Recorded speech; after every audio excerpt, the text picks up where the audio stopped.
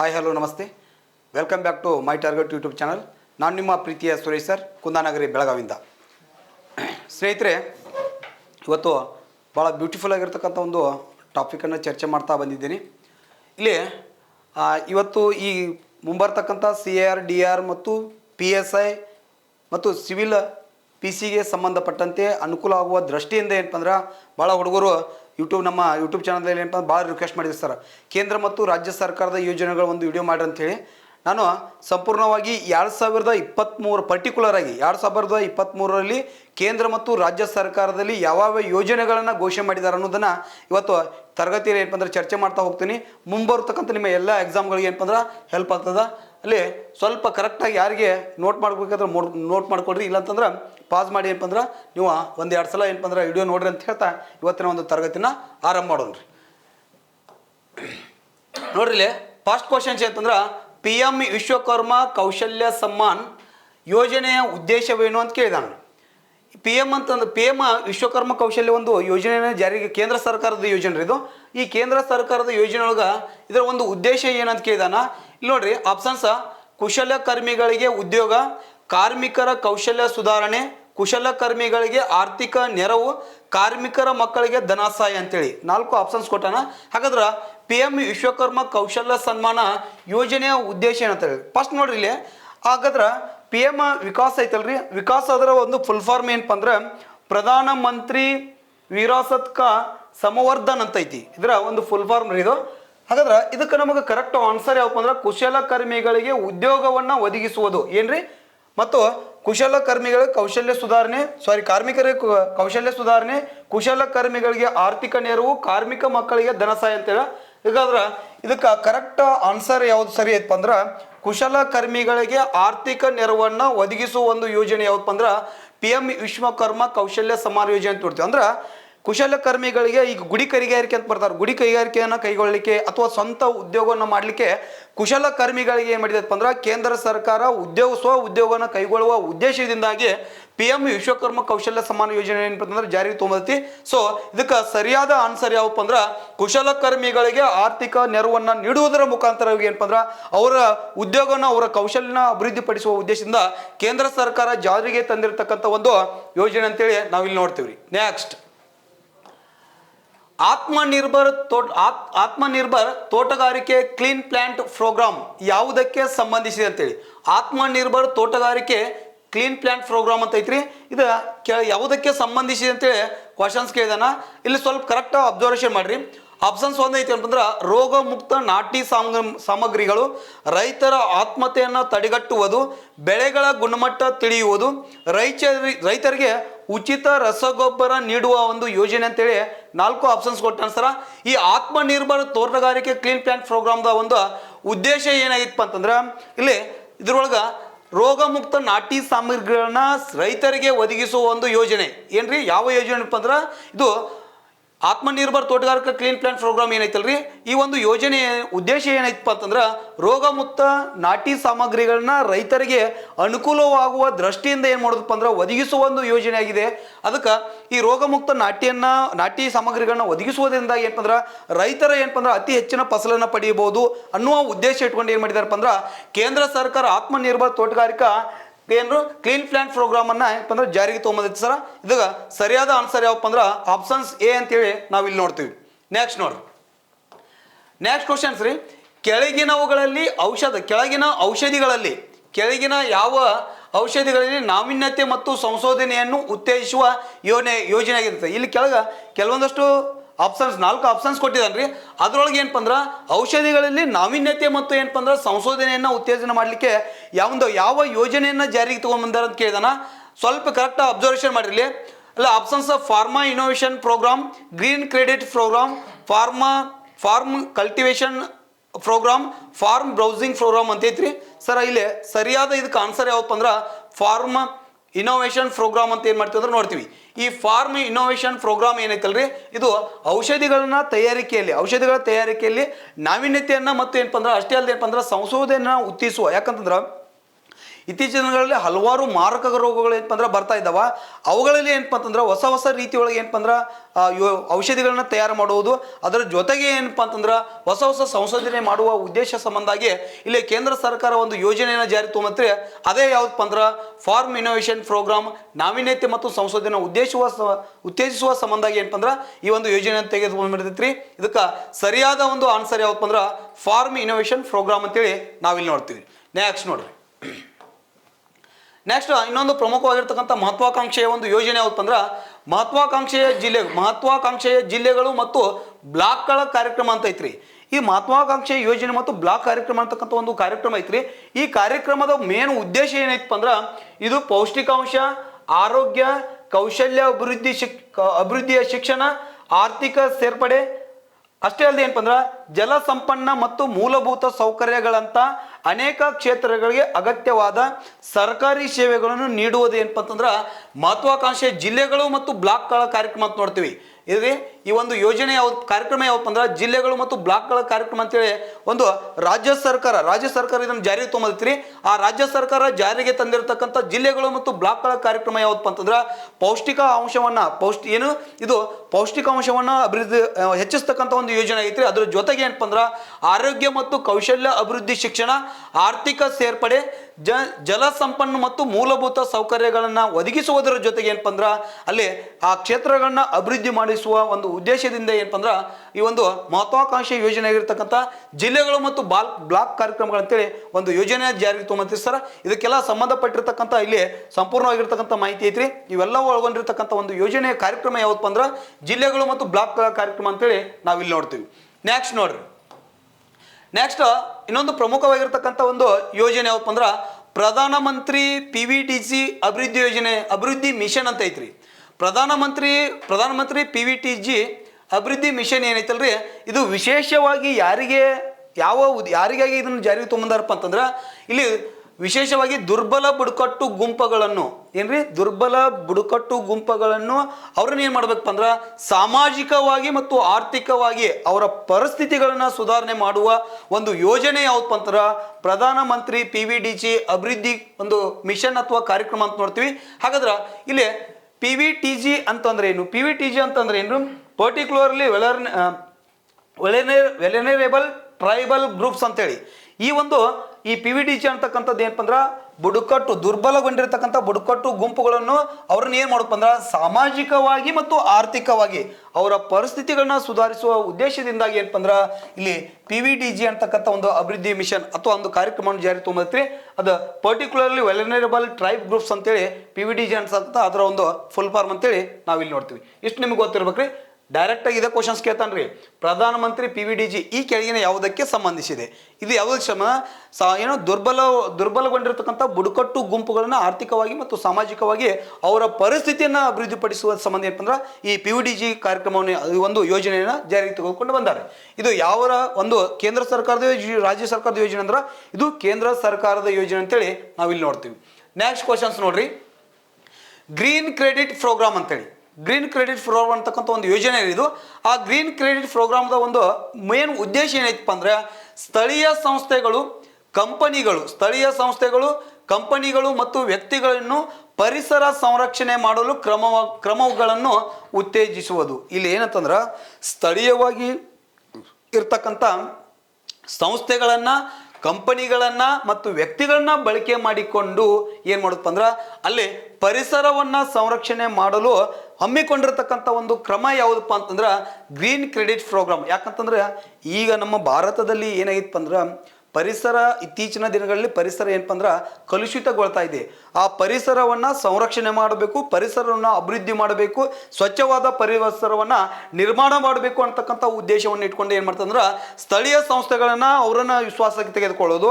ಅಷ್ಟೇ ಅಲ್ಲದೆ ಏನಪ್ಪ ಅಂದ್ರೆ ಕಂಪನಿಗಳನ್ನು, ಹಲವಾರು ಕಂಪನಿಗಳು, ದೊಡ್ಡ ದೊಡ್ಡ ಕಂಪನಿಗಳಿದಾವೆ, ಅವರನ್ನೇ ಫಾರ್ ಎಕ್ಸಾಂಪಲ್ ಬಯೋಕಾನ್ ಕಂಪ್ನಿ ಇರ್ಬೋದು, ಇನ್ಫೋಸಿಸ್ ಇರ್ಬೋದು, ಇಂಥ ಕಂಪನಿಗಳನ್ನ ವಿಶ್ವಾಸಕ್ಕೆ ತೆಗೆದುಕೊಂಡು ಸ್ಥಳೀಯವಾಗಿ ಸಿಗ್ತಕ್ಕಂಥ ವ್ಯಕ್ತಿಗಳನ್ನು ಅವರನ್ನು ವಿಶ್ವಾಸಕ್ಕೆ ತೆಗೆದುಕೊಂಡು ಪರಿಸರ ಸಂರಕ್ಷಣೆ ಮಾಡಲು ಕ್ರಮಗಳನ್ನ ಉತ್ತೇಜಿಸುವ ಒಂದು ಯೋಜನೆ ಯಾವುದಪ್ಪ ಅಂದ್ರೆ ಗ್ರೀನ್ ಕ್ರೆಡಿಟ್ ಪ್ರೋಗ್ರಾಮ್ ಅಂತೀವಿ ಸರ್.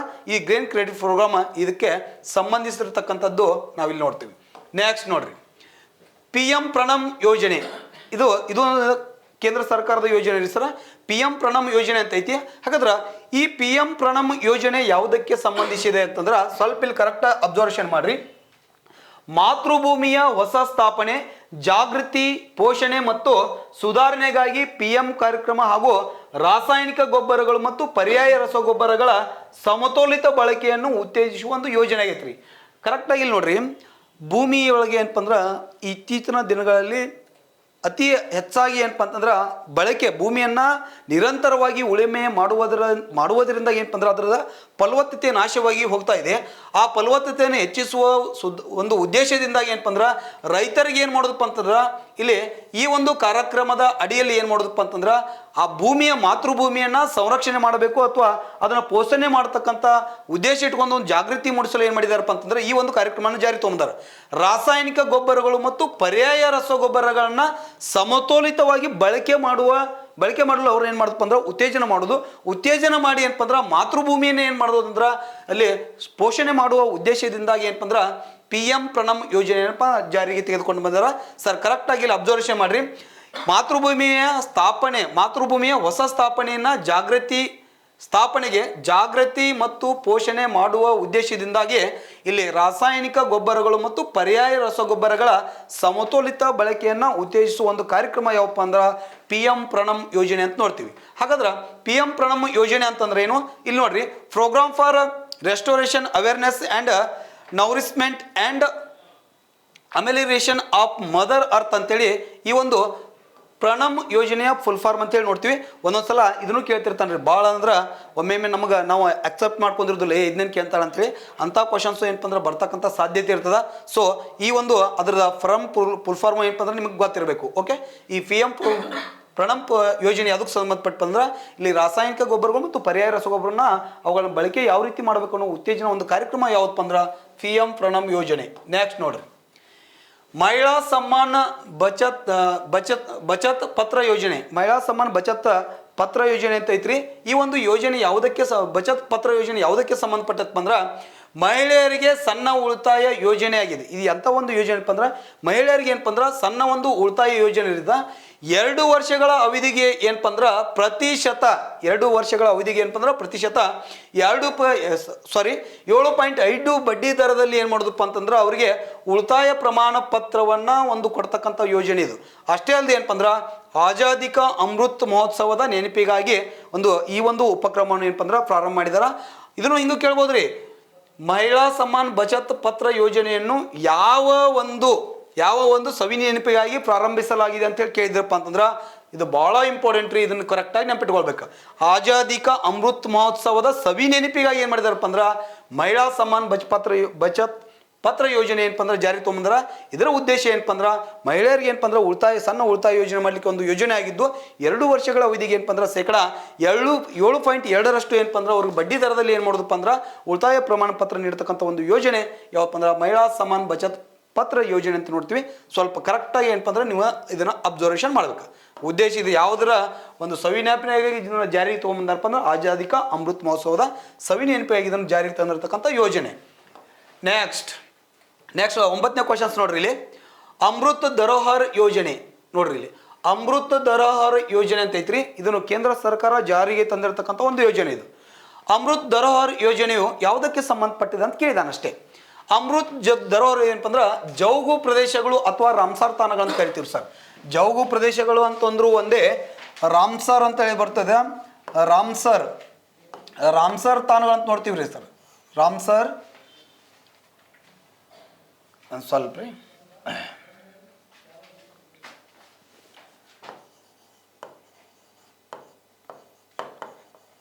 ರಾಮ್ಸರ್ ತಾಣಗಳು ಅಂತ ಏನು ಮಾಡ್ತಾರೆ ಅಂದ್ರೆ ಕರಿತೀವಿ ರಾಮ್ಸರ್ ತಾಣಗಳು ಅಥವಾ ಜೌಗು ಪ್ರದೇಶಗಳು ಅಂತ ಏನು ಮಾಡ್ತಾ ಕರಿತಾರೆ. ಜೌಗು ಪ್ರದೇಶಗಳ ಸಂರಕ್ಷಣೆ ಮತ್ತು ಅವುಗಳ ಸೂಕ್ತ ಬಳಕೆಯನ್ನು ಉತ್ತೇಜಿಸುವುದು ಇದು ನೋಡ್ರಿ, ಜೌಗು ಪ್ರದೇಶಗಳನ್ನ ಸಂರಕ್ಷಣೆ ಮಾಡುವುದು ಮತ್ತು ಅವುಗಳ ಸೂಕ್ತ ಬಳಕೆಯನ್ನು ಉತ್ತೇಜಿಸುವ ಒಂದು ಕಾರ್ಯಕ್ರಮ ಯಾವುದಪ್ಪ ಅಂದ್ರೆ ಅಮೃತ್ ಧರೋಹರ್ ಯೋಜನೆ ಅಂತ ನೋಡ್ತೀವಿ.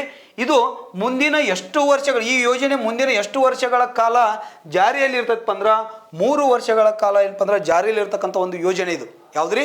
ಜೌಗು ಪ್ರದೇಶಗಳ ಸಂರಕ್ಷಣೆ ಮತ್ತು ಅವುಗಳ ಸೂಕ್ತ ಬಳಕೆಯನ್ನು ಉತ್ತೇಜನ ಮಾಡಲಿಕ್ಕೆ ಏನಪ್ಪ ಅಂದ್ರೆ ಜಾರಿಗೆ ತಂದಿರತಕ್ಕಂಥ ಒಂದು ಕೇಂದ್ರ ಸರ್ಕಾರದ ಯೋಜನೆ ಯಾವಪ್ಪ ಅಂದ್ರೆ ಅಮೃತ್ ಧರೋಹರ ಯೋಜನೆ ಅಂತ ನೋಡ್ತೀವಿ. ಈ ಅಮೃತ್ ಧರೋಹರ ಯೋಜನೆಯು ಎಷ್ಟು ವರ್ಷಗಳ ಕಾಲ ಜಾರಿಯಲ್ಲಿ ಇರದಪ್ಪ ಅಂದ್ರೆ 3 ವರ್ಷಗಳ ಕಾಲ. ಎಷ್ಟು ವರ್ಷಗಳ ಕಾಲ ರೀ? 3 ವರ್ಷಗಳ ಕಾಲ ಏನಪ್ಪ ಅಂದ್ರೆ ಜಾರಿಗೆ ಇರತಕ್ಕಂಥ ಒಂದು ಯೋಜನೆ ಅಂತೇಳಿ ಅಮೃತ್ ಧರೋಹರ ಯೋಜನೆ ಅಂತ ನೋಡ್ತೀವಿ. ಹಾಗಾದ್ರೆ ಇಲ್ಲೊಂದು ಪಾಯಿಂಟ್ ಐತಿ ನೋಡ್ರಿ, ಜೌಗು ಪ್ರದೇಶಗಳು ಅಂತ ಐತಿ ಅಥವಾ ರಾಮ್ಸಾರ್ ತಾಣಗಳು ಅಂತ ಏನ್ ಮಾಡ್ತೀವಿ ಅಂದ್ರೆ ಕರಿತೀವಿ. ಜೌಗು ಪ್ರದೇಶಗಳು ಇಂಗ್ಲಿಷ್ ಒಳಗ ವೆಟ್ಲ್ಯಾಂಡ್ಸ್ ಅಂತ ಏನ್ ಮಾಡ್ತಾರೆ ಅಂತ ಕರಿತಾರೆ ಸರ್. ಇಲ್ಲಿ ನೋಡ್ರಿ, ಫಾರ್ ಎಕ್ಸಾಂಪಲ್ ಇದನ್ನ ಕೇಳಿದರೆ ವೆಟ್ಲ್ಯಾಂಡ್ಸ್ ಅಂತೇಳಿ ಸ್ವಲ್ಪ ಕರೆಕ್ಟಾಗಿ ಅಬ್ಸರ್ವ್ ಮಾಡ್ರಿ. ನಾವಿಲ್ಲಿ ವೆಟ್ಲ್ಯಾಂಡ್ಸ್ ಅಥವಾ ವೆಟ್ಲ್ಯಾಂಡ್ ಅಂತ ನೋಡ್ತೀವಿ. ಈ ವೆಟ್ಲ್ಯಾಂಡ್ಸ್ ಅಥವಾ ವೆಟ್ಲ್ಯಾಂಡ್ ಅನ್ನೋದು ಏನಪ್ಪ ಅಂದ್ರೆ ಜೌಗು ಪ್ರದೇಶಗಳಂತೇಳಿ ನಾವು ಇಂಗ್ಲೀಷ್ ಒಳಗೆ ಅದನ್ನು ವೆಟ್ಲ್ಯಾಂಡ್ ಅಂತ ಏನು ಮಾಡ್ತೀವಿ ಅಂತ ಕರಿತೀವಿ.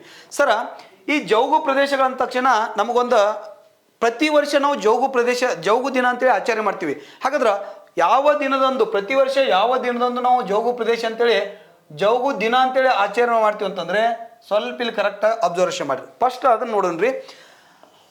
1971 1971 ಫೆಬ್ರವರಿ 1971 ಫೆಬ್ರವರಿ ಎಷ್ಟಪ್ಪ ಅಂದ್ರೆ 2ನೇ ತಾರೀಕಿನಂದು ಜೌಗು ಪ್ರದೇಶಗಳನ್ನ ರಕ್ಷಣೆ ಮಾಡುವ ಉದ್ದೇಶ ಬಂದ ಇಲ್ಲಿ ಏನಾಗ್ತದಪ್ಪ ಅಂದ್ರೆ ಇರಾನ್ ಅಂತ ನೋಡ್ತೀವಿ. ಇರಾನ್ ದೇಶದ ರಾಮ್ಸಾರ್ ಅಂತಕ್ಕಂಥ ಒಂದು ಸ್ಥಳ ಐತಿ. ಇರಾನ್ ದೇಶದ ರಾಮ್ಸರ್ ಅಂತಕ್ಕಂಥ ಒಂದು ಸ್ಥಳ ಐತಿ.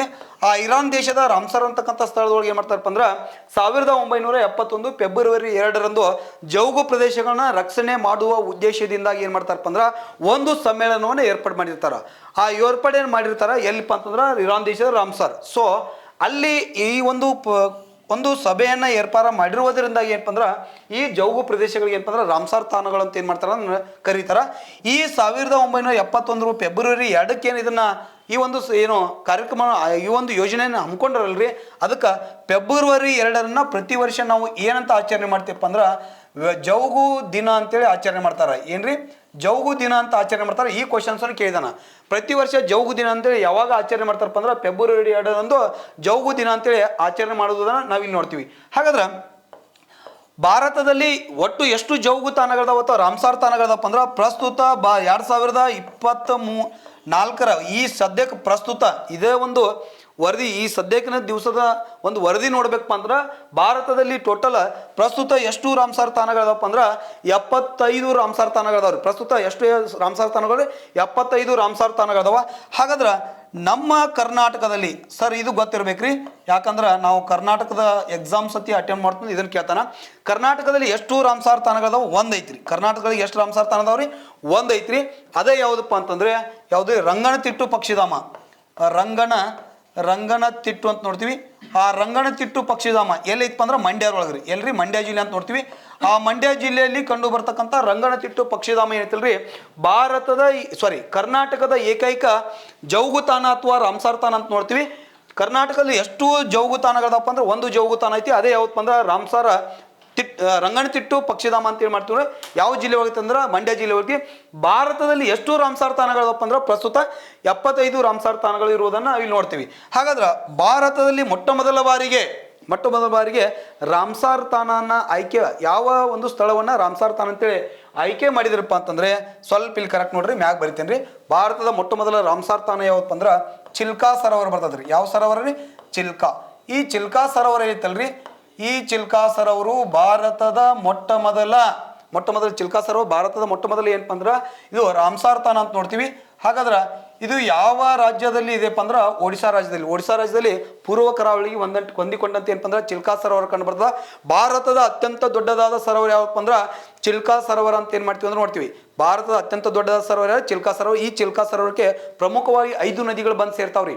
5 ನದಿಗಳು, ದಯಾ, ಭಾರ್ಗವಿ, ಆಮೇಲೆ ಲೂನಾ ಅಂತಕ್ಕಂಥ ಕೆಲವೊಂದಷ್ಟು ಒಂದು 5 ನದಿಗಳು ಬಂದು ಸೇರ್ತಾವ್ರಿ. ಇದಕ್ಕೆ ಚಿಲ್ಕಾ ಸರೋವರ ಭಾರತದ ಮೊಟ್ಟ ಮೊದಲ ರಾಮ್ಸಾರ್ ತಾಣ ಅಂತ ನೋಡ್ತೀವಿ. ಇದ್ರ ಜೊತೆಗೆ ಏನಪ್ಪ ಅಂದ್ರೆ ರಾಜಸ್ಥಾನದ ಕಿಯೋಲಾಡಿಯೋ ಅಂತ ನೋಡ್ತೀವ್ರಿ. ಕಿಯೋಲಾಡಿಯೋ ರಾಜಸ್ಥಾನದ ಕಿಯೋಲಾಡಿಯೋ ರಾಷ್ಟ್ರೀಯ ಉದ್ಯಾನವನ ಐತ್ರಿ.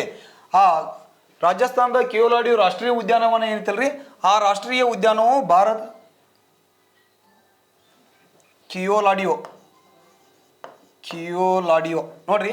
ಚಿಲ್ಕಾ ಸರೋವರ ಮತ್ತು ಕಿಯೋಲಾಡಿಯೋ ಈ ಎರಡು, ಚಿಲ್ಕಾ ಸರೋವರ ಮತ್ತು ಕಿಯೋಲಾಡಿಯೋ, ರಾಜಸ್ಥಾನದ ಕಿಯೋಲಾಡಿಯೋ ರಾಷ್ಟ್ರೀಯ ಉದ್ಯಾನ ಎರಡನ್ನೂ ಏನು ಮಾಡ್ತಾರಪ್ಪ ಅಂದ್ರೆ ಭಾರತದಲ್ಲಿ ಮೊಟ್ಟ ಮೊದಲ ಬಾರಿಗೆ ಏನಪ್ಪ ಅಂದ್ರೆ ರಾಮ್ಸಾರ್ ತಾಣಕ್ಕೆ ಆಯ್ಕೆಯಾಗಿರ್ತಕ್ಕಂಥ ಜೌಗು ತಾಣಗಳಂತ ನೋಡ್ತೀವಿ. ಪ್ರಸ್ತುತ 75 ಜೌಗು ತಾಣಗಳದಾವ. ನಮ್ಮ ಕರ್ನಾಟಕದೊಳಗೆ ಒಂದು ಐತಿ, ನಮ್ಮ ಕರ್ನಾಟಕದ ರಂಗನತಿಟ್ಟು ಪಕ್ಷಿಧಾಮ. ಇಷ್ಟು ನಿಮ್ಗೆ ಏನಂತಂದ್ರೆ ಕ್ಲಿಯರ್ ಗೊತ್ತಿರಬೇಕ್ರಿ. ಹಾಗಾದ್ರೆ ಜೌಗು ದಿನ ಅಂತೇಳಿ ಯಾವಾಗ ಆಚರಣೆ ಮಾಡ್ತಾರಪ್ಪ ಅಂದ್ರೆ ಪ್ರತಿ ವರ್ಷ ಫೆಬ್ರವರಿ 2ರಂದು ವೆಟ್ಲ್ಯಾಂಡ್ಸ್ ಡೇ ಅಂತೇಳಿ ಆಚರಣೆಯನ್ನ ಮಾಡ್ತೀವಿ ಸರ್. ಈ ಅಮೃತ ಧರೋಹರ ಯೋಜನೆ ಯಾವುದಕ್ಕೆ ಸಂಬಂಧಿಸಿದೆ ಅಂತಂದ್ರೆ ಜೌಗು ಪ್ರದೇಶಗಳ ರಕ್ಷಣೆ ಮತ್ತು ಅವುಗಳ ಒಂದು ಸೂಕ್ತವಾದ ಬಳಕೆಯನ್ನು ಉತ್ತೇಜನ ಮಾಡುವ ಉದ್ದೇಶ ಸಂಬಂಧ ಏನು ಮಾಡಿದ್ದಾರೆ ಕೇಂದ್ರ ಸರ್ಕಾರ ಈ ಯೋಜನೆ ಜಾರಿ ತೊಗೊಂಬಂದೈತಿ. ಹಾಗಾದ್ರೆ ಇದು ಎಷ್ಟು ವರ್ಷಗಳ ಕಾಲ ಮುಂದುವರಿಯಲಿದೆ ಅಂದ್ರೆ 3 ವರ್ಷಗಳ ಕಾಲ ಮುಂದುವರಿಯಲಿದೆ. ಭಾಳ ಇಂಪಾರ್ಟೆಂಟ್ ರೀ ಎಲ್ಲ ಯೋಜನೆಗಳು. ಮುಂದೆ ನಿಮ್ಗೆ 100% ಸರ CRDRPC ನಾಳೆ PSI ಎಕ್ಸಾಮ್ ಐತ್ರಿ. ಬೆಳಕು ಹರಿದ್ರೆ ಮುಂಜಾನೆ PSI ಎಕ್ಸಾಮ್ ಐತಿ.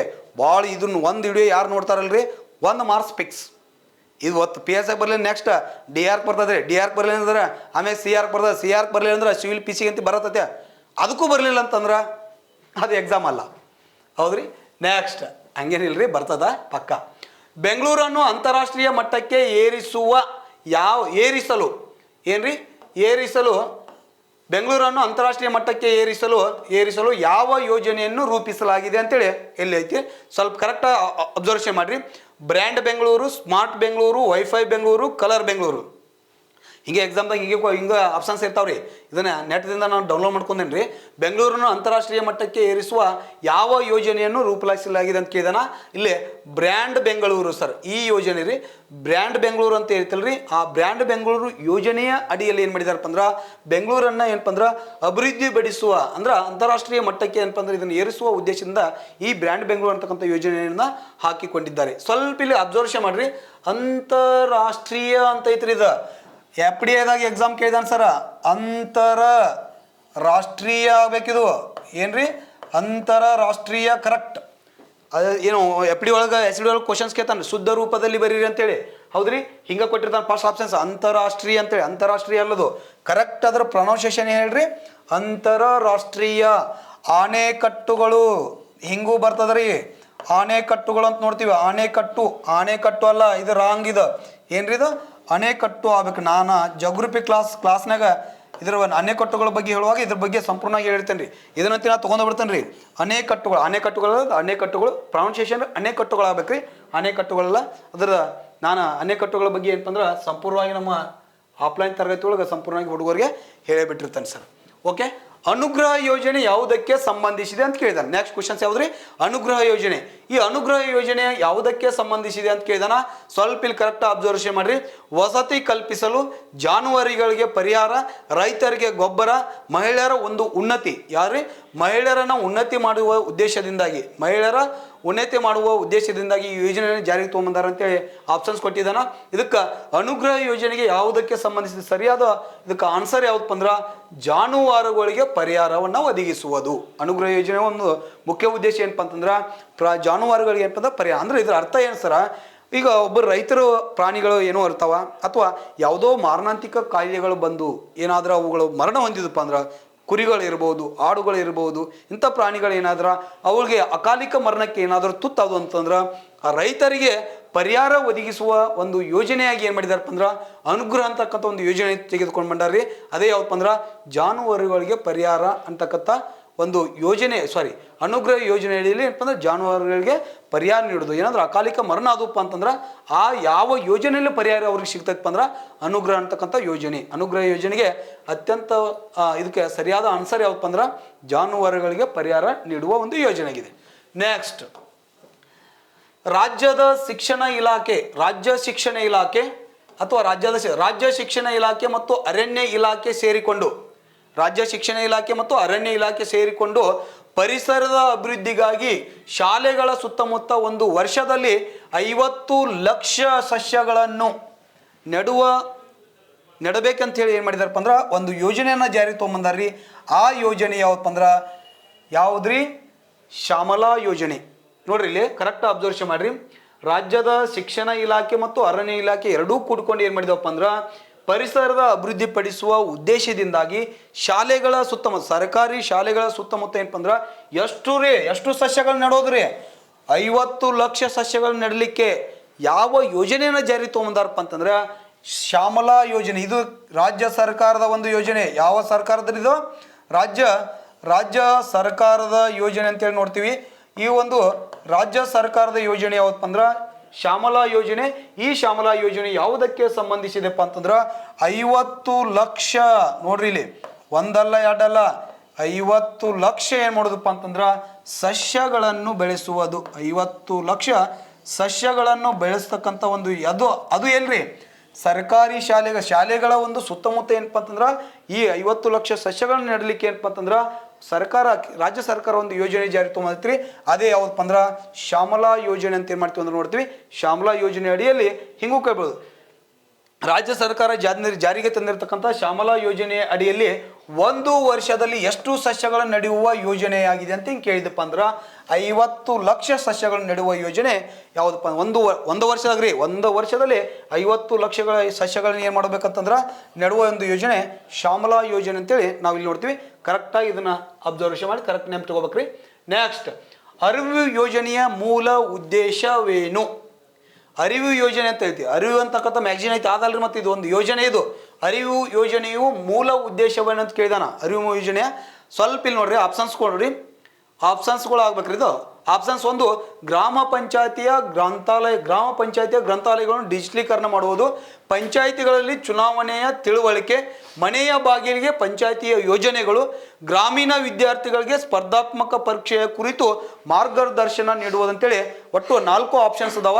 ಇದ್ರೊಳಗೆ ಅರಿವು ಯೋಜನೆಯ ಮುಖ್ಯ ಉದ್ದೇಶ ಏನಪ್ಪ ಅಂತಂದ್ರೆ ಇದ್ರ ಯಾವುದು ಉದ್ದೇಶ ಅಂದ್ರೆ ಗ್ರಾಮ ಪಂಚಾಯಿತಿಯ ಗ್ರಂಥಾಲಯಗಳು. ನೋಡ್ರಿ, ಒಂದು ಊರಾಗ ಗ್ರಾಮ ಪಂಚಾಯಿತಿಗಳು ಅದಾವ, ಒಮ್ಮೊಮ್ಮೆ ಒಂದೊಂದು ಇಲ್ಲ. ಅಲ್ಲಿರ್ತಕ್ಕಂಥ ಗ್ರಾಮ ಪಂಚಾಯಿತಿ ಮಟ್ಟದಲ್ಲಿರ್ತಕ್ಕಂಥ ಈಗಾಗಲೇ ಇರ್ತಕ್ಕಂಥ ಗ್ರಂಥಾಲಯಗಳು, ಒಂದೊಂದು ಊರಾಗ ಗ್ರಂಥಾಲಯಗಳಿಲ್ಲ ಸರ್. ಗ್ರಂಥಾಲಯಗಳು ಏನಪ್ಪ ಅಂದ್ರೆ ಇಲ್ಲ, ಅಲ್ಲಿ ಗ್ರಂಥಾಲಯಗಳದಾವ. ಯಾವ ಪಂಚಾಯಿತಿಯ ಮಟ್ಟದೊಳಗೆ ಗ್ರಾಮ ಪಂಚಾಯಿತಿ ಮಟ್ಟದೊಳಗೆ ಗ್ರಂಥಾಲಯಗಳಿದಾವಲ್ರಿ, ಇದ್ದಿರ್ತಕ್ಕಂಥ ಗ್ರಾಮ ಪಂಚಾಯಿತಿಗಳನ್ನ ಏನು ಮಾಡೋದಪ್ಪ ಅಂದ್ರೆ ಡಿಜಿಟಲೀಕರಣ ಮಾಡ್ತಕ್ಕಂಥ ಒಂದು ಯೋಜನೆ ಯಾವ್ದಪ್ಪ ಅಂದ್ರೆ ಅರಿವು ಯೋಜನೆ. ಇದಕ್ಕೆ ಸರಿಯಾದ ಆನ್ಸರ್ ಯಾವ್ದ್ರಿ? ಗ್ರಾಮ ಪಂಚಾಯಿತಿಯಲ್ಲಿರ್ತಕ್ಕಂಥ ಗ್ರಂಥಾಲಯಗಳನ್ನ ಡಿಜಿಟಲೀಕರಣ ಮಾಡ್ತಕ್ಕಂಥ ಒಂದು ಯೋಜನೆ ಯಾವತ್ತಪ್ಪ ಅಂದ್ರೆ ಅರಿವು ಯೋಜನೆ ಅಂತೇಳಿ ನಾವಿಲ್ಲಿ ನೋಡ್ತೀವಿ ಕರೆಕ್ಟಾಗಿ. ನೆಕ್ಸ್ಟ್, ವಿಶಾಲ ಮೈಸೂರು ರಾಜ್ಯವನ್ನು 1973 ನವೆಂಬರ್ 1ರಂದು ಕರ್ನಾಟಕ ಎಂದು ಪುನರ್ನಾಮಕರಣ ಮಾಡಲಾಯಿತು. ಏನು ಮಾಡುತ್ತೆ? ಪುನರ್ನಾಮಕರಣ ಮಾಡಲಾಯಿತು. ಮಾಡಿದ ಸವಿ ನೆನಪಾಗಿ ಇವತ್ತು ಎಷ್ಟು ವರ್ಷ ಆಯ್ತಪ್ಪ ಅಂದ್ರೆ 2023ಕ್ಕೆ 50 ವರ್ಷಗಳನ್ನ ಪೂರೈಸಲಿದ್ದು, ಇದರ ಸವಿ ನೆನಪಿಗಾಗಿ ಹೆಸರಾಯಿತು ಕರ್ನಾಟಕ ಉಸಿರಾಗಲಿ ಕನ್ನಡ. ನೋಡ್ರಿ ಸರ್, ಹೆಸರಾಯಿತು ಕರ್ನಾಟಕ ಉಸಿರಾಗಲಿ ಕನ್ನಡ ಎಂಬ ಕರ್ನಾಟಕ ಕಾರ್ಯಕ್ರಮ ಕರ್ನಾಟಕದೊಳಗೆ ಒಂದು ಕಾರ್ಯಕ್ರಮ ಹಮ್ಮಿಕೊಂಡಾರ ಸರ. ಯಾವ ಉದ್ದೇಶ, ಯಾವುದರ ಸವಿ ನೆನಪಿಗೆ ಆಯ್ತು ಅಂದ್ರೆ ಕರ್ನಾಟಕ ಅಂತ, ನಮ್ಮ ರಾಜ್ಯಕ್ಕೆ ಕರ್ನಾಟಕ ಅಂಥೇಳಿ ನಾಮಕರಣ ಮಾಡಿ ಎಷ್ಟು ವರ್ಷ ಆಯ್ತು? ನಮ್ಮ ರಾಜ್ಯಕ್ಕೆ ಕರ್ನಾಟಕ ಅಂಥೇಳಿ ನಾಮಕರಣ ಮಾಡಿ ಎಷ್ಟು ವರ್ಷ ಆಯ್ತಪ್ಪ ಅಂದ್ರೆ ನಾಮಕರಣ ಅಂತ ನೋಡ್ತೀವಿ. ನಾಮಕರಣ ಮಾಡಿ 50 ವರ್ಷಗಳು ಪೂರೈಸ್ತೈತ್ರಿ. ನವೆಂಬರ್ 1ಕ್ಕೆ 2023ಕ್ಕೆ ಅದರ ಸವಿ ನೆನಪಾಗಿ ಒಂದು ಒಂದು ಕಾರ್ಯಕ್ರಮ ಹಾಕ್ಕೊಂಡಾರಿ. ಯಾವ ಕಾರ್ಯಕ್ರಮ ಅಂದ್ರೆ ಹೆಸರಾಯಿತು ಕರ್ನಾಟಕ ಉಸಿರಾಗಲಿ ಕನ್ನಡ. ಇದನ್ನ ನಮ್ಮ ಬನಶಂಕರ್ ಸರ್ ಇದ್ರ ಮ್ಯಾಗ ಒಂದು ಪ್ರಬಂಧನ ಮಂಡನೆ ಇದು ಪ್ರಬಂಧ ಬರ್ದಾರ್ರಿ. ನೆಕ್ಸ್ಟ್ ಈ PSI ಬಂದರೂ ಬರ್ಬೋದು ನಾಳೆ. ಹೌದ್ರಿ, ಹೆಸರಾಯಿತು ಕರ್ನಾಟಕ ಉಸಿರಾಗಲಿ ಕನ್ನಡ. ಇದನ್ನ ಯಾವ ಉದ್ದೇಶದಿಂದ ಕರ್ನಾಟಕ, ಯಾಕಂದ್ರೆ ನಮ್ಮ ವಿಶಾಲ ಮೈಸೂರು ರಾಜ್ಯ ಐತ್ರಿ. ಆ ವಿಶಾಲ ಮೈಸೂರು ರಾಜ್ಯವನ್ನು ಏನು ಮಾಡಿದ್ರಪ್ಪ ಅಂದ್ರೆ ವಿಶಾಲ ಮೈಸೂರು ರಾಜ್ಯ ಇದ್ದದನ್ನು 1973 ನವೆಂಬರ್ 1ಕ್ಕೆ ಏನು ಮಾಡಿದ್ರು? ಕರ್ನಾಟಕ ಅಂತೇಳಿ ನಾಮಕರಣ ಮಾಡಿದ್ರು. ಹಾಗಾದ್ರೆ ಕರ್ನಾಟಕ ಅಂತೇಳಿ ಎಲ್ಲಿ ನಾಮಕರಣ ಮಾಡಿದ್ರು ಆಗಬೇಕಲ್ಲ ಸರ? ನಮ್ಮ ರಾಜ್ಯಕ್ಕೆ ಯಾವ ಸ್ಥಳದಲ್ಲಿ ಕರ್ನಾಟಕ ಅಂತೇಳಿ ನಾಮಕರಣ ಮಾಡಿದಾರಪ್ಪ ಅಂದ್ರೆ ಹಂಪಿ ಅಂತ ನೋಡ್ತೀವಿ ರೀ. ಎಲ್ರಿ ಹಂಪಿ ಒಳಗೆ ಏನಪ್ಪ ಅಂದ್ರೆ ಈ ಒಂದು ನಮ್ಮ ವಿಶಾಲ ಮೈಸೂರು ರಾಜ್ಯ ಇದ್ದಿದ್ದು ಮೊದಲು ಏನೈತಂದ್ರಿ ನಮ್ಮ ಕರ್ನಾಟಕಕ್ಕೆ, ನಮ್ಮ ಭಾರತಕ್ಕೆ ಸ್ವಾತಂತ್ರ್ಯ ಬರ್ತದ್ರಿ ಯಾವಾಗ್ರಿ?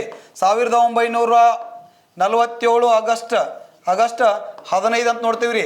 1947 ಆಗಸ್ಟ್ 15ಕ್ಕೆ ಬಂದಾಗ ನಮಗೆ ಜವಾಬ್ದಾರಿ ಸರ್ಕಾರ ಇರಲಿಲ್ಲ. ಅವಾಗ ನಮ್ಮ ರಾಜ್ಯವನ್ನು ದಕ್ಷಿಣ ಭಾರತದಲ್ಲಿರ್ತಕ್ಕಂಥ 9 ಜಿಲ್ಲೆಗಳಂತ ನೋಡ್ತೀವಿ ರೀ. ಬೆಂಗಳೂರು ಗ್ರಾಮಾಂತರ, ರಾಮನಗರ, ಕೋಲಾರ, ಚಿಕ್ಕಬಳ್ಳಾಪುರ, ನಂತರ ಯಾವ್ದಪ್ಪ ಅಂತ ಚಿಕ್ಕಬಳ್ಳಾಪುರ, ಚಿತ್ರದುರ್ಗ, ಮಂಡ್ಯ, ಮೈಸೂರು, ಆಮ್ಯಾಗ ಏನಪ್ಪ ಅಂದ್ರೆ ಹಾಸನ, ಅದನ್ನು ಕಡೂರು ಅಂತ ಕರಿತಿದ್ರು ಮೊದಲ್ರಿ. ಕಡೂರು ಮತ್ತು ಏನಪ್ಪ ಶಿವಮೊಗ್ಗ, ಈ 9 ಜಿಲ್ಲೆಗಳನ್ನು ಸೇರಿಸಿ ಮೊದಲ 1947ರ ಕಾಲಾವಧಿ ಒಳಗೆ ಅಂದ್ರೆ ನಮ್ಮ ಭಾರತಕ್ಕೆ ಸ್ವಾತಂತ್ರ್ಯ ಬಂದಾಗ ನಮ್ಮ ಕರ್ನಾಟಕವನ್ನು ಏನಂತ ಕರಿತಿದ್ರಪ್ಪ ಅಂದ್ರೆ ಮೈಸೂರು ರಾಜ್ಯ ಅಂತ ಕರಿತಿದ್ರಿ. ಏನಂತ ಕರಿತಿದ್ರು? ಮೈಸೂರು ರಾಜ್ಯ ಅಂತ ಕರಿತಿದ್ರು. ಆ ನಂತರ ಏನಾಯ್ತಪ್ಪ ಅಂದ್ರೆ ಮೈಸೂರು ರಾಜ್ಯತ್ತು ಯಾವಾಗ 1956 ನವೆಂಬರ್, ಯಾವಾಗ್ರಿ? ನವೆಂಬರ್ 1, 1956 ನವೆಂಬರ್ 1ಕ್ಕೆ ಭಾಷಾ ಪುನರ್ವಿಂಗಡಣಾ ಕಾಯ್ದೆಯನ್ನು ಜಾರಿಗೆ ತೊಗೊಂಬರ್ತಾರೆ. ಭಾಷಾ ಪುನರ್ವಿಂಗಡನಾ ಕಾಯ್ದೆಯನ್ನು ಜಾರಿಗೆ ತೊಗೊಂಬಂದು ಏನು ನಮ್ಮ ಕನ್ನಡ ಮಾತನಾಡ್ತಕ್ಕಂಥ ಪ್ರದೇಶಗಳು ಬೇರೆ ಬೇರೆ ಸ್ಥಳದೊಳಗೆ ಏನು ಹಂಚೋಗಿದ್ದಲ್ಲ ಅವನ್ನೆಲ್ಲ ಸೇರಿಸಿಕೊಂಡು ಏನೋ 10 ಪ್ರದೇಶಗಳನ್ನ ಸೇರಿಸ್ಕೊಳ್ತಾರೆ. 10 ಪ್ರದೇಶಗಳನ್ನ ಯಾವ ಬೆಳಗಾವಿ ಇರ್ಬೋದು, ಉತ್ತರ ಕನ್ನಡ ಬೆಳಗಾವಿ, ಆಮ್ಯಾಗ ವಿಜಯಪುರ, ಹುಬ್ಬಳ್ಳಿ ಧಾರವಾಡ, ನಂತರ ಬೀದರ್, ಕಲಬುರ್ಗಿ, ರಾಯಚೂರು, ಆಮ್ಯಾಗ ದಕ್ಷಿಣ ಕನ್ನಡ, ಕೊಳ್ಳೇಗಾಲು ಮತ್ತು ಒಂದು ಕೂರ್ಗ್ ಅಂತಕ್ಕಂಥ ಒಂದು ಪ್ರಾಂತ್ಯ ಐತ್ರಿ. ಕೂರ್ಗ್ ಒಂದು ಪ್ರಾಂತ್ಯ ಇತ್ತು. ಅವೆಲ್ಲ ಸೇರಿಸ್ಕೊಂಡು ಏನು ಮಾಡಿತ್ತು ಅಂದ್ರೆ ವಿಶಾಲ ಮೈಸೂರು ರಾಜ್ಯ ಇದ್ದದ್ದನ್ನು ಮೈಸೂರು ರಾಜ್ಯ ಇದ್ದದ್ದನ್ನು ಏನು ಮಾಡಿದಪ್ಪ ಅಂದ್ರೆ 1956 ನವೆಂಬರ್ 1ಕ್ಕೆ ಏನು ಮಾಡಿದ್ರಪ್ಪ ಅಂದ್ರೆ ವಿಶಾಲ ಮೈಸೂರು ಅಂತ ನೋಡ್ತೀವಿ. ವಿಶಾಲ ಮೈಸೂರು ರಾಜ್ಯ ಅಂತೇಳಿ ಮತ್ತೇನು ಮಾಡ್ತಾರೆ ನಾಮಕರಣ ಮಾಡ್ತಾರೆ. ಈ ವಿಶಾಲ ಮೈಸೂರು ರಾಜ್ಯ ಇದ್ದದ್ದನ್ನು ಏನು ಮಾಡಿದ್ರಪ್ಪ ಅಂದ್ರೆ ವಿಶಾಲ ಮೈಸೂರು ರಾಜ್ಯ ಇದ್ದದ್ದನ್ನು 1973 ನವೆಂಬರ್ 1ಕ್ಕೆ ಏನು ಮಾಡಿದರು ಕರ್ನಾಟಕ ಏನಂತ ಮಾಡಿದ್ರಿ ಸರ ಕರ್ನಾಟಕ ಅಂಥೇಳಿ ನಾಮಕರಣ ಮಾಡ್ತಾರೆ ರೀ. ಕರ್ನಾಟಕ ಅಂತೇಳಿ ನಾಮಕರಣ ಮಾಡ್ತಾರೆ. ಕರ್ನಾಟಕ ನಾಮಕರಣ ಮಾಡಲಾಯಿತು ಯಾವಾಗ ರೀ ನವೆಂಬರ್ 1, 1973. ಇದನ್ನ ಹಾಗಾದ್ರೆ ಇದ್ರಕ್ಕೆ ಕ್ವಶನ್ಸ್ ಕೇಳಿದಾನೆ. ಕರ್ನಾಟಕ ನಮ್ಮ ರಾಜ್ಯಕ್ಕೆ ಕರ್ನಾಟಕ ಅಂತೇಳಿ ಯಾವಾಗ ನಾಮಕರಣ ಮಾಡಿದ ಅಂತ ಕೇಳಿದಾನೆ. 1973 ನವೆಂಬರ್ 1ಕ್ಕೆ ನಮ್ಮ ರಾಜ್ಯಕ್ಕೆ ವಿಶಾಲ ಮೈಸೂರು ರಾಜ್ಯ ಇದ್ದದನ್ನು ನಾವು ಕರ್ನಾಟಕ ಅಂತ ನಾಮಕರಣ ಮಾಡ್ತಾರೆ. ಕರ್ನಾಟಕ ಅಂತೇಳಿ ನಾಮಕರಣ ಮಾಡಿದಾಗ ಕರ್ನಾಟಕದ ಮುಖ್ಯಮಂತ್ರಿಗಳು ಯಾರಿದ್ದಂತ ಕ್ವಶನ್ಸ್ ಕೇಳಿದಾನೆ ಸರ್ ಭಾಳ ಸಲ. ಡಿ ದೇವರಾಜ್ ಅರಸು, ಹಿಂದುಳಿದ ವರ್ಗಗಳ ಹರಿಕಾರ ಡಿ ದೇವರಾಜ್ ಅರಸು. ಅವಾಗ ರಾಜ್ಯಪಾಲರು ಯಾರು ಅಂತ ಕೇಳ್ತಾನೆ. ನೆಕ್ಸ್ಟ್ ಎಕ್ಸಾಮ್ದಾಗ ಅದನ್ನೇ ಬರ್ದು ನೋಡ್ರಿ. ಇಲ್ಲಿವರೆಗೆ ಯಾರು ಮುಖ್ಯಮಂತ್ರಿ ಇದ್ದಂತ ಕೇಳಿದ. ಇನ್ನು ಮುಂದೆ ಕರ್ನಾಟಕದ ನಮ್ಮ ರಾಜ್ಯಕ್ಕೆ ಕರ್ನಾಟಕ ಅಂತೇಳಿ ನಾಮಕರಣ ಆದಾಗ ಯಾರು ನಮ್ಮ ರಾಜ್ಯದ ರಾಜ್ಯಪಾಲರು ಇದ್ರಪ್ಪ ಅಂದ್ರೆ ಮೋಹನ್ ಲಾಲ್ ಸೊಕಾಡಿಯಾ ಅಂತೇಳಿ ಅವರಿದ್ದರು. ಹಾಗಾದ್ರೆ ನಮ್ಮ ರಾಜ್ಯಕ್ಕೆ ಏನೋ ಕರ್ನಾಟಕ ಅಂತೇಳಿ ನಾಮಕರಣ ಮಾಡಿದ್ದು ಎಲ್ಲಿಪ್ಪ ಅಂದ್ರೆ ಹಂಪಿ ಅಂತ ನೋಡ್ತೀವಿ. ಈ ಹಂಪಿ ವಿಶ್ವ ಪಾರಂಪರ್ಯ ಪಟ್ಟಿಗೆ ಸೇರಿರ್ತಕ್ಕಂಥ ಸ್ಥಳ. 1986 ಹಂಪಿ ಏನಪ್ಪ ಅಂದ್ರೆ ವಿಶ್ವ ಪಾರಂಪರ್ಯ ಪಟ್ಟಿಗೆ ಸೇರಿದಾರ. ಅದರ ಜೊತೆಗೆ ನಮ್ಮ ಕರ್ನಾಟಕದಲ್ಲಿ ವಿಶ್ವ ಪಾರಂಪರ್ಯ ಪಟ್ಟಿಗೆ ಸೇರಿರ್ತಕ್ಕಂಥ ಸ್ಥಳಗಳು ಎಷ್ಟು ಅದಾವ್ರಿ 4. ಒಂದು ಹಂಪಿ, ಇನ್ನೊಂದು ಪಟ್ಟದಕಲ್ಲು, ಇನ್ನೊಂದು ಪಶ್ಚಿಮ ಘಟ್ಟಗಳು, ಹೊಯ್ಸಳರ ವಾಸ್ತುಶಿಲ್ಪಗಳಂತ ನೋಡ್ತೀವಿ ಇತ್ತೀಚೆಗೆ ಸೇರ್ಪಡೆಗಿದಾವೆ. ಇವು 4 ಸ್ಥಳಗಳು ಏನಪ್ಪ ಅಂದ್ರೆ ವಿಶ್ವ ಪಾರಂಪರ್ಯ ಪಟ್ಟಿಗೆ ಸೇರುವ ಸ್ಥಳಗಳಂತ ನೋಡ್ತೀವಿ. ಇಷ್ಟು ನಿಮ್ಗೆ ಏನಪ್ಪ ಅಂದ್ರೆ ಇದು ಗೊತ್ತಿರ್ಬೇಕು ಸರ್. ಹಾಗಾದ್ರೆ ಏನ್ರಿ ಹೆಸರಾಯಿತು ಕರ್ನಾಟಕ ಉಸಿರಾಗಲಿ ಕನ್ನಡ. ಇದನ್ನು ಕರ್ನಾಟಕಕ್ಕೆ 50 ನಾಮಕರಣ ಮಾಡಿ ಕರ್ನಾಟಕ ಅಂತೇಳಿ ನಾಮಕರಣ ಮಾಡಿ 50 ವರ್ಷಗಳ ಒಂದು ಸವಿ ನೆನಪಿಗಾಗಿ ಏನಪ್ಪ ಅಂದ್ರೆ ಈ ಒಂದು ಕಾರ್ಯಕ್ರಮ ಏನಪ್ಪ ಅಂದ್ರೆ ಹಮ್ಮಿಕೊಳ್ಳಲಾಗಿದೆ. ಇದನ್ನು 1 ವರ್ಷಗಳ ಕಾಲ ಆಚರಣೆ ಮಾಡ್ತಾರೆ. ಹೆಸರಾಯಿತು ಕರ್ನಾಟಕ ಉಸಿರಾಗಲಿ ಕನ್ನಡ ಅಂತೇಳಿ ಇದನ್ನು ಎಷ್ಟು ಪೂರ್ತಿ ಈ ಒಂದು ವರ್ಷನ ಏನಪ್ಪ ಅಂದ್ರೆ ಇದನ್ನು ಆಚರಣೆ ಮಾಡಲಿ ಇವ್ರದವ್ರು. ಎಲ್ಲಿ ಮಠ ಕರ್ನಾಟಕ ನವೆಂಬರ್ 1 ಮಠ ಇದನ್ನು ಆಚರಣೆ ಮಾಡ್ತಕ್ಕಂಥ ಒಂದು ಕಾರ್ಯಕ್ರಮ ಅಂತೇಳಿ ನಾವಿಲ್ಲಿ ನೋಡ್ತೀವಿ. ಸಂಪೂರ್ಣವಾಗಿ ಇಷ್ಟು ಗೊತ್ತಿತ್ತಂದ್ರೆ ಇದ್ರ ಮ್ಯಾಗ ನಿಮ್ಗೆ 2-3 ಕ್ವಶನ್ಸ್ ಬರ್ತಾವ್ರಿ. ಕರೆಕ್ಟಾಗಿ ನೋಡಿ ಬರ್ಕೊಡ್ರಿ ಇದನ್ನೊಂದು. ನೆಕ್ಸ್ಟ್ ನೋಡ್ರಿ, ಮಹಿಳೆಯರಿಗೆ ಸ್ವಸಹಾಯ ಗುಂಪುಗಳಿಂದ 100 ಪೆಟ್ರೋಲ್ ಬಂಕ್ಗಳು ಎಷ್ಟ್ರಿ 100 ಪೆಟ್ರೋಲ್ ಬಂಕು ಸ್ಥಾಪನೆಗೆ ಅವಕಾಶ ನೀಡಿದ್ದು ಇದಕ್ಕಾಗಿ ಯಾವ ಯೋಜನೆಯನ್ನು ಜಾರಿಗೊಳಿಸಲಾಗಿದೆ ಅಂತ ಕೇಳಿ. ಮಹಿಳೆಯರ ಸ್ವಸಹಾಯ ಸಂಘಗಳಿದಲ್ರಿ ಅವ್ರಿಗೆ ಏನು ಮಾಡಿದಾರಪ್ಪ ಅಂದ್ರೆ 100 ಪೆಟ್ರೋಲ್ ಬಂಕ್ಗಳು ಸ್ಥಾಪನೆ ಮಾಡ್ರಿ ಅಂತ ಹೇಳಿದಾರ. ಆದ್ರೆ ಸ್ಥಾಪನೆಗೆ ಅವಕಾಶವನ್ನು ನೀಡ್ಯಾರ. ಹಾಗಾದ್ರೆ ಯಾವ ಯೋಜನೆ ಅಡಿ ಒಳಗೆ ಇದನ್ನು ನೀಡಿದಾರ? ಸ್ವಯಂ ಶಕ್ತಿ ಯೋಜನೆ, ಸ್ವಯಂ ಸೇವಾ ಯೋಜನೆ, ಉದ್ಯಮ ಶಕ್ತಿ ಯೋಜನೆ, ನಾರಿ ಶಕ್ತಿ ಯೋಜನೆ ಅಂತೇಳಿ 4 ಆಪ್ಷನ್ಸ್ ಅದಾವ. ಇದಕ್ಕೆ ಸರಿಯಾದ ಆನ್ಸರ್ ಯಾವ್ದು ಸರ್ ಅಂತಂದ್ರೆ ಉದ್ಯಮ ಶಕ್ತಿ ಯೋಜನೆ. ಈ ಉದ್ಯಮ ಶಕ್ತಿ ಯೋಜನೆ ಅಡಿಯೊಳಗೆ ಏನಪ್ಪ ಅಂದ್ರೆ ಮಹಿಳೆಯರಿಗೆ ಸ್ವಸಹಾಯ ಗುಂಪುಗಳಿಗೆ ಏನಪ್ಪ ಅಂದ್ರೆ ಮಹಿಳಾ ಸ್ವಸಹಾಯ ಗುಂಪುಗಳಿಗೆ 100 ಪೆಟ್ರೋಲ್ ಬಂಕ್ಗಳನ್ನು ಸ್ಥಾಪನೆ ಮಾಡಲಿಕ್ಕೆ ಒಂದು ಯೋಜನೆಯನ್ನು ಜಾರಿಗೊಳಿಸಿದ್ದಾರೆ. ಅದೇ ಯಾವ್ದಪ್ಪ ಅಂದ್ರೆ ಉದ್ಯಮ ಶಕ್ತಿ ಯೋಜನೆ ಅಂತೇಳಿ ನೋಡ್ತೀವಿ. ಕರೆಕ್ಟಾಗಿ ನಿಮಗೆ ನೆನಪಿರ್ಬೇಕದು. ನೆಕ್ಸ್ಟ್ ನೋಡ್ರಿ, ಕರ್ನಾಟಕ ರಾಜ್ಯದ ಬಯಲು ಸೀಮೆಯ ಎಷ್ಟು ಜಿಲ್ಲೆಗಳು ನೋಡ್ರಿ ಇಲ್ಲಿ 17 ಜಿಲ್ಲೆಗಳು. 17 ಜಿಲ್ಲೆಗಳಲ್ಲಿ ಅರಣ್ಯ ಅಭಿವೃದ್ಧಿಗೆ ರಾಜ್ಯ ಸರ್ಕಾರ ಯಾವ ಕಾರ್ಯಕ್ರಮ ಜಾರಿಗೆ ತಂದಿದೆ? ಭಾಳ ಇಂಪಾರ್ಟೆಂಟ್ ಐತ್ರಿ ಇದು. ಯಾಕಂತಂದ್ರೆ ಇದು ಪರಿಸರಕ್ಕೆ ಸಂಬಂಧಪಟ್ಟಿರ್ತಕ್ಕಂಥ ಕ್ವಶನ್ ಐತ್ರಿ. ಇತ್ತ ಜಿಯೋಗ್ರಫಿಗೆ ಸಂಬಂಧ ಐತಿ, ಇತ್ತ ಎಕಾಲಜಿಗೆ ಸಂಬಂಧಪಟ್ಟಂಗೆ ಐತಿ, ಮತ್ತು ಇತ್ತ ಕರೆಂಟ್ ಇವೆಂಟ್ಸ್ಗೂ ಸಂಬಂಧಪಟ್ಟಿರ್ತಕ್ಕಂಥ ಒಂದು ಯೋಜನೆ ಐತಿ. ಇದರ ಮೇಲೆ 100% ಕ್ವಶನ್ ಬರ್ತಕ್ಕಂಥ ಸಾಧ್ಯತೆ ಇದೆ. ಭಾಳ ವೆರಿ ಇಂಪಾರ್ಟೆಂಟ್ ಐತ್ರಿ. ಸ್ವಲ್ಪ ಸರಿಯಾಗಿ ನೋಡ್ರಿ. ಕರ್ನಾಟಕ ರಾಜ್ಯದ ಬಯಲು ಸೀಮೆಯ 17 ಜಿಲ್ಲೆಗಳಲ್ಲಿ ಅರಣ್ಯ ಅಭಿವೃದ್ಧಿಗೆ ರಾಜ್ಯ ಸರ್ಕಾರ ಯಾವ ಕಾರ್ಯಕ್ರಮ ಜಾರಿಗೆ ತಂದಿದೆ? ರಾಜ್ಯ ಸರ್ಕಾರದ ಯೋಜನೆ. ಹಾಗಾದ್ರೆ ಯಾವ ಒಂದು ಅರಣ್ಯವನ್ನು ಅಭಿವೃದ್ಧಿಪಡಿಸಲಿಕ್ಕೆ ಒಂದು ಯೋಜನೆ ಜಾರಿಗೆ ತುಂಬತಿ ಅದು ಯಾವುದ್ರಿ ಅಂತಂದ್ರೆ ಸ್ವಲ್ಪ ಇಲ್ಲಿ ಕರೆಕ್ಟ್ ಅಬ್ಸರ್ವೇಷನ್ ಮಾಡಿ. ಹಸಿರೀಕರಣ ಕಾರ್ಯಕ್ರಮ, ನೆಕ್ಸ್ಟ್ ಸಸ್ಯ ಪಾಲನಾ ಕಾರ್ಯಕ್ರಮ, ಅರಣ್ಯ ಉಳಿಸಿ ಕಾರ್ಯಕ್ರಮ, ಬಯಲು ಸೀಮೆ ಬದಲಾವಣೆ ಕಾರ್ಯಕ್ರಮ ಅಂತೇಳಿ 4 ಆಪ್ಷನ್ಸ್ ಅದಾವ್ರಿ.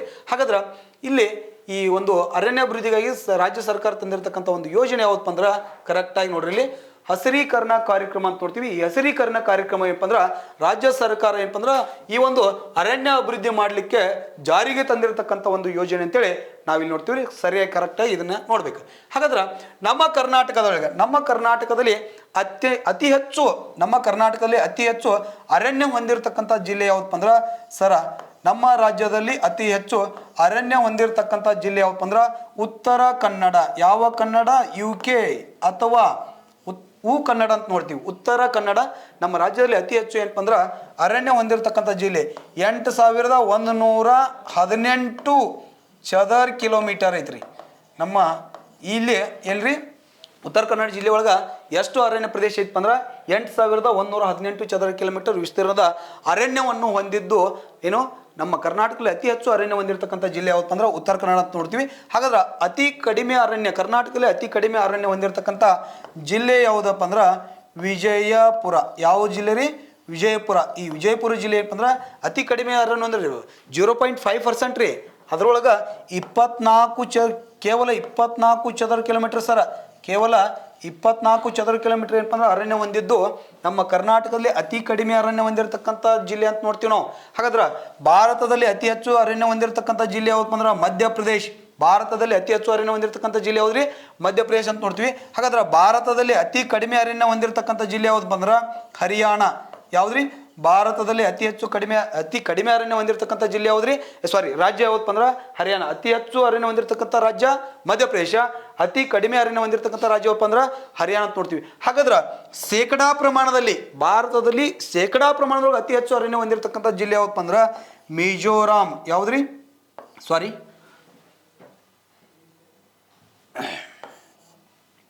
ಕರೆಕ್ಟಾಗಿ ನೋಡ್ರಿ ಇಲ್ಲಿ. ಯಾವ್ದ್ರಿ? ಶೇಕಡಾ ಪ್ರಮಾಣದೊಳಗ್ರಿ ಮಿಜೋರಾಂ ಅಂತ ನೋಡ್ತೀವಿ.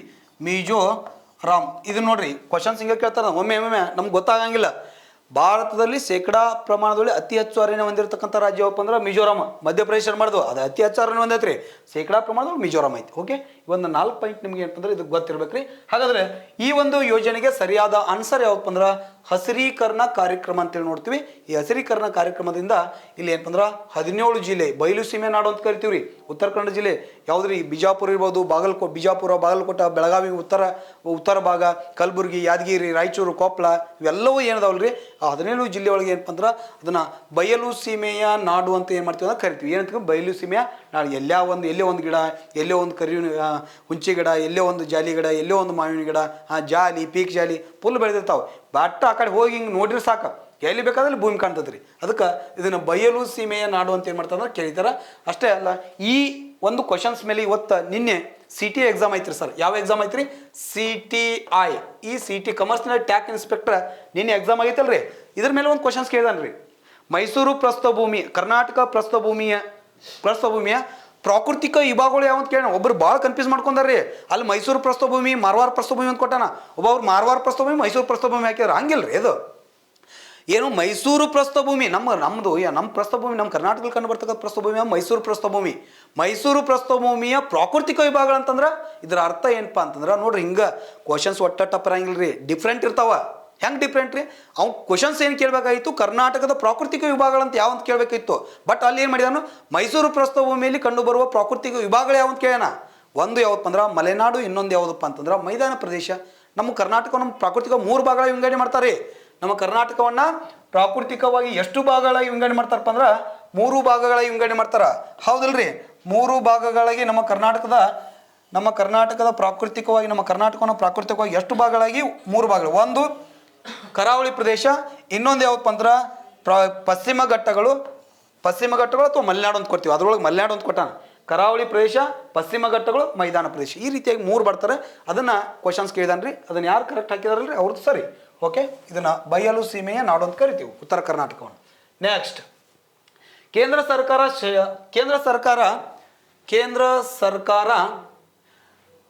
ಸರ್ಕಾರಿ ಅಧಿಕಾರಿಗಳಿಗೆ ತಮ್ಮ ಕೌಶಲ್ಯ ಮತ್ತು ನಿರಂತರ ಕಲಿಕೆ ಹಾಗೂ ಅವರ ಸಾಮರ್ಥ್ಯ ವೃದ್ಧಿಸಲು ಯಾವ ಯೋಜನೆಯನ್ನ ಜಾರಿಗೆ ತಂದಿದೆ ಅಂತ ಕೇಂದ್ರ ಸರ್ಕಾರ ಒಂದು ಯೋಜನೆ ಜಾರಿಗೆ ತೊಗೊಂಬತ್ರಿ. ಆ ಯೋಜನೆ ಏನಪ್ಪ ಅಂದ್ರೆ ಸರ್ಕಾರಿ ಅಧಿಕಾರಿಗಳಿಗೆ ತಮ್ಮ ಕೌಶಲ್ಯವನ್ನು ಅಭಿವೃದ್ಧಿ ಮಾಡ್ಕೋಬೇಕು, ನಿರಂತರವಾಗಿ ಕಲಿಕೆಯನ್ನು ಉಂಟು ಮಾಡಬೇಕು. ಅಷ್ಟೇ ಅಲ್ಲದೆ ಏನಪ್ಪ ಅಂದ್ರೆ ಅವರ ಸಾಮರ್ಥ್ಯವನ್ನು ಅಭಿವೃದ್ಧಿ ಮಾಡಿಸಲು ಏನಪ್ಪ ಅಂದ್ರೆ ಒಂದು ಯೋಜನೆಯನ್ನು ಜಾರಿ ತೊಗೊಂಬಂತ್ರಿ. ಆ ಯೋಜನೆ ಯಾವುದು ಅಂತ ಕೇಳಿದಾನ. ಸ್ವಲ್ಪ ಇಲ್ಲಿ ಕರೆಕ್ಟ್ ಆಪ್ಷನ್ಸ್ ಅದ ನೋಡ್ರಿ. ಮಿಷನ್ ಕರ್ಮಯೋಗಿ ಯೋಜನೆ, ಮಿಷನ್ ಕೌಶಲ್ಯ ಯೋಗಿ, ನೆಕ್ಸ್ಟ್ ಮಿಷನ್ ಸ್ವಾಮಿ ಯೋಗಿ, ಮಿಷನ್ ಕಾಯಕ ಯೋಗಿ ಅಂತೇಳಿ ಇಲ್ಲಿ 4 ಆಪ್ಷನ್ಸ್ ಅದಾವ. ಹಾಗಾದ್ರೆ ಇದಕ್ಕೆ ಸರಿಯಾದ ಆನ್ಸರ್ ಯಾವತ್ತಪ್ಪ ಅಂದ್ರೆ ಮಿಷನ್ ಕರ್ಮಯೋಗಿ ಯೋಜನೆ.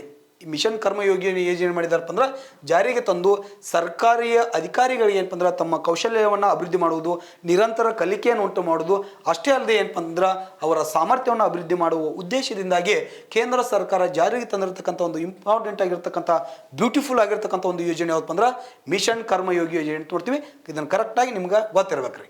ನೆಕ್ಸ್ಟ್, ಕೇಂದ್ರ ಸರ್ಕಾರವು ರೈತರಿಗೆ ಸಬ್ಸಿಡಿ ದರದಲ್ಲಿ ಮತ್ತು ಉತ್ತಮ ಗೊಬ್ಬರ ವಿತರಿಸಲು PM ಪ್ರಣಮ, ಇದೇ ಚರ್ಚೆ ಮಾಡಿ ನೋಡ್ರಿ. ಪ್ರಣಮ ಯೋಜನೆ ಅದ ಏನಾದ್ರೆ ಸಬ್ಸಿಡಿ ದರದೊಳಗೆ ಏನಪ್ಪ ಅಂದ್ರೆ ರೈತರಿಗೆ ಏನಪ್ಪ ಅಂದ್ರೆ ಗೊಬ್ಬರವನ್ನು ಕೊಡೋದು, ಅಷ್ಟೇ ಅಲ್ಲಪ್ಪ ಅಂದ್ರೆ ಉತ್ತಮ ರೀತಿಯಾಗಿರ್ತಕ್ಕಂಥ ಭೂಮಿಯನ್ನು ಯಾವ ರೀತಿ ಅದನ್ನು ಗೊಬ್ಬರಗಳು ಮತ್ತು ರಾಸಾಯನಿಕಗಳು ಉಪ ಗೊಬ್ಬರಗಳನ್ನ ಒದಗಿಸಲಿಕ್ಕೆ ಒಂದು ಯೋಜನೆ ಯಾವತ್ತಪ್ಪ ಅಂದ್ರೆ PM ಪ್ರಣಮ ಯೋಜನೆ. ಇದ್ರ ಬಗ್ಗೆ ನಾವು ಚರ್ಚೆ ಮಾಡಿದ್ದೀವಿ ಇದೇ.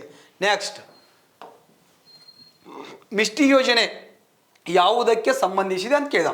ಏನ್ರಿ ಮಿಷ್ಟಿ ಯೋಜನೆ ಯಾವುದಕ್ಕೆ ಸಂಬಂಧಿಸಿದೆ ಅಂತ ಕೇಳ. ಅಲ್ಲಿ ಸ್ವಲ್ಪ ಕರೆಕ್ಟಾಗಿ ನೋಡ್ರಿ. ಮಿಷ್ಟಿ ಯೋಜನೆ ಅಂತ ಮ್ಯಾಂಗ್ರೋವ್ ಅರಣ್ಯ ಅಭಿವೃದ್ಧಿ, ಪಶ್ಚಿಮ ಘಟ್ಟಗಳ ಸಂರಕ್ಷಣೆ, ಕರಾವಳಿ ಪ್ರದೇಶದ ಅಭಿವೃದ್ಧಿ, ಮಣ್ಣು ಸಂರಕ್ಷಣೆ ಯೋಜನೆ ಅಂತ ಕೇಳಿ 4 ಆಪ್ಷನ್ಸ್ ಅದಾವ್ರಿ. ಹಾಗಾದ್ರೆ ಮಿಷ್ಟಿ ಅಂತಂದ್ರೆ ಏನು ನೋಡ್ರಿ. ಮಿಷ್ಟಿ ಯೋಜನೆ ಅಂತಂದ್ರೆ mangrove initiative for shoreline habitats and tangible incomes ಅಂತ ಐತಿ. ಇನ್ಕಮ್ಸ್ ಅಂತ ಅದರ ಮಿಷ್ಟಿ ಯೋಜನೆ ಒಂದು ಫುಲ್ ಫಾರ್ಮ್ ಇದು. ಈ ಮಿಷ್ಟಿ ಯೋಜನೆ ಯಾವುದಕ್ಕೆ ಸಂಬಂಧಪಟ್ಟೈತಪ್ಪ ಅಂದ್ರೆ ಮ್ಯಾಂಗ್ರೋವ್ ಅರಣ್ಯಗಳ ಅಭಿವೃದ್ಧಿಗೆ. ಯಾವುದಕ್ಕೆ ರೀ? ಮ್ಯಾಂಗ್ರೋವ್ ಅರಣ್ಯಗಳು ಏನಪ್ಪ ಅಂದ್ರೆ ಅಭಿವೃದ್ಧಿಪಡಿಸುವ ಉದ್ದೇಶದಿಂದಾಗಿ ಏನಪ್ಪ ಅಂದ್ರೆ ಸರ್ಕಾರ ಒಂದು ಯೋಜನೆ ಜಾರಿ ತೊಗೊಂಬಂತ್ರಿ. ಅದೇ ಯಾವಪ್ಪ ಅಂದ್ರೆ ಮಿಷ್ಟಿ ಯೋಜನೆ. ಯಾಕಂದ್ರೆ ಈ ಮ್ಯಾಂಗ್ರೋವ್ ಅರಣ್ಯಗಳ ಅಭಿವೃದ್ಧಿ ಅತಿ ಹೆಚ್ಚಿನ ಪ್ರಮಾಣದ ಇತ್ತೀಚಿನ ದಿನಗಳೊಳಗೆ ಮ್ಯಾಂಗ್ರೋವ್ಗಳನ್ನ ಅತಿ ಹೆಚ್ಚು ಅಭಿವೃದ್ಧಿ ಪಡಿಸತ್ತಾರೆ. ಯಾಕಂದ್ರೆ ಈ ಪೂರ್ವ ಕರಾವಳಿ ಭಾಗದೊಳಗೆ ಅತಿ ಹೆಚ್ಚಾಗಿ ಏನಪ್ಪ ಅಂದ್ರೆ ಈ ಒಂದು ವಾಯುಭಾರ ಕುಸಿತ ಉಂಟಾಗೋದ್ರಿಂದ ಸಮುದ್ರದಲ್ಲಿ ಚಂಡಮಾರುತಗಳು ಮತ್ತು ಸುನಾಮಿಗಳು ಚಂದ್ರಮಾರುತಗಳು ಬೀಸ್ತಕ್ಕಂಥ ಸಾಧ್ಯತೆ ಅತಿ ಹೆಚ್ಚಾಗತ್ತವೆ. ಆ ಒಂದು ಕಾರ್ಯದಿಂದ ಅವುಗಳನ್ನ ತಪ್ಪಿಸುವ ಉದ್ದೇಶದಿಂದಾಗಿ ಕರಾವಳಿಯ ಭಾಗದಲ್ಲಿ ಏನಪ್ಪ ಅಂದ್ರೆ ಈ ಮ್ಯಾಂಗ್ರೋವ್ಗಳನ್ನ ಅತಿ ಹೆಚ್ಚಿನ ಪ್ರಮಾಣದಲ್ಲಿ ಅಭಿವೃದ್ಧಿ ಪಡಿಸ್ತಾರ. ಅದರ ಜೊತೆಗೆ ಏನಪ್ಪ ಅಂದ್ರೆ ಈ ಒಂದು ಯೋಜನೆ ಜಾರಿಗೆ ತೆಗೆದುಕೊಂಡು ಬಂದು ಈ ಮ್ಯಾಂಗ್ರೋವ್ ಅರಣ್ಯಗಳ ಅಭಿವೃದ್ಧಿ ಪಡಿಸಲಿಕ್ಕೆ ಏನಪ್ಪ ಅಂದ್ರೆ ಈ ಒಂದು ಮಿಷ್ಟಿ ಯೋಜನೆ ಏನಪ್ಪ ಅಂದ್ರೆ ಜಾರಿಗೆ ತೊಗೊಂಬಂದಾರ ಸರ. ಹಾಗಾದ್ರೆ ಭಾರತದೊಳಗೆ ಮ್ಯಾಂಗ್ರೋವ್ ಅರಣ್ಯಗಳನ್ನ ಭಾರತದಲ್ಲಿ ಮ್ಯಾಂಗ್ರೋವ್ ಅರಣ್ಯ ಎಲ್ಲಾರ ಕಂಡು ಬರ್ತಾವಪ್ಪ ಅಂದ್ರೆ ನಮಗೆ ಗೊತ್ತಿರಬೇಕು. ಭಾರತದಲ್ಲಿ ಮ್ಯಾಂಗ್ರೋವ್ ಅರಣ್ಯಗಳು ಅಂತ ನೋಡ್ತೀವಿ. ಭಾರತದಲ್ಲಿ ಮ್ಯಾಂಗ್ರೋವ್ ಅರಣ್ಯಗಳು ಅತಿ ಹೆಚ್ಚಾಗಿ ಎಲ್ಲಿ ಕಂಡು ಬರುತ್ತವೆಪ್ಪ ಅಂದ್ರೆ ಸ್ವಲ್ಪ ಇಲ್ಲಿ ಅಬ್ಸರ್ವೇಷನ್ ಮಾಡ್ರಿ. ನಿಮ್ಗೆ ಹಂಗೆ ಹೇಳ್ಕೊಂತ ಹೋಗ್ತೀನಿ, ನಿಮ್ಗೆ ಆಲ್ಮೋಸ್ಟ್ ಎಲ್ಲ ಗೊತ್ತಿರ್ತಾವ. ಭಾರತದಲ್ಲಿ ಮ್ಯಾಂಗ್ರೋವ್ ಅರಣ್ಯಗಳು ಎಲ್ಲಿ ಕಂಡು ಬರ್ತಾವಪ್ಪ ಅಂದ್ರೆ ಅತಿ ಹೆಚ್ಚಾಗಿ ಇಲ್ಲೇ ನೋಡ್ರಿ ಪಶ್ಚಿಮ ಬಂಗಾಳ ಅಂತ ನೋಡ್ತೀವಿ ರೀ. ಗಂಗಾ ನದಿ ಬಯಲು ಪ್ರದೇಶ ಅಥವಾ ಸುಂದರ್ಬನ್ಸ್ ನದಿ ಮುಖಜ ಭೂಮಿ ಅಂತ ಏನು ಕರಿತೀವಿ ರೀ, ಆ ಭಾಗದೊಳಗೆ ಪ್ರಪಂಚದಲ್ಲಿ ಅತಿ ಹೆಚ್ಚು ಸುಂದರ್ಬನ್ಸ್ ಅರಣ್ಯಗಳು ಅಥವಾ ಮ್ಯಾಂಗ್ರೋವ್ ಕಾಡುಗಳು ಅತಿ ಹೆಚ್ಚಾಗಿ ಎಲ್ಲಿ ಕಂಡು. ಇದನ್ನು ಸುಂದರ್ಬನ್ಸ್ ನದಿ ಬಯಲು ಪ್ರದೇಶ ಅಂತ ಕರೀತಾರೆ. ಯಾಕಂತಂದ್ರೆ ಅದನ್ನು ಸುಂದರಿ ಮರಿಗಳು ಅತಿ ಹೆಚ್ಚಾಗಿದಾವೆ. ಸುಂದರ ಮರಿ ಅತಿ ಹೆಚ್ಚಾಗಿ ಇರೋದ್ರಿಂದ ಏನಪ್ಪ ಅಂದ್ರೆ ಈ ಒಂದು ಭಾಗವನ್ನು ಏನಪ್ಪ ಅಂದ್ರೆ ಸುಂದರ್ಬನ್ಸ್ ಅರಣ್ಯಗಳು ಅಂತ ಕರೀತಾರೆ. ಅಲ್ಲೇ ಏನಪ್ಪ ಅಂದ್ರೆ ಪ್ರಪಂಚದಲ್ಲಿ ಅತಿ ಹೆಚ್ಚು ಏನಪ್ಪ ಅಂದ್ರೆ ಮ್ಯಾಂಗ್ರೋವ್ ಅರಣ್ಯಗಳು ಕಂಡು ಬರ್ತಕ್ಕಂಥ ಪ್ರದೇಶ ಯಾವುದಪ್ಪ ಅಂತಂದ್ರೆ ನಾವಿಲ್ಲಿ ಪಶ್ಚಿಮ ಬಂಗಾಳ ಅಥವಾ ಸುಂದರ್ಬನ್ಸ್ ಭಾಗ ಅಂತ ಏನು ಮಾಡ್ತೀವಿ ನೋಡ್ತೀವಿ.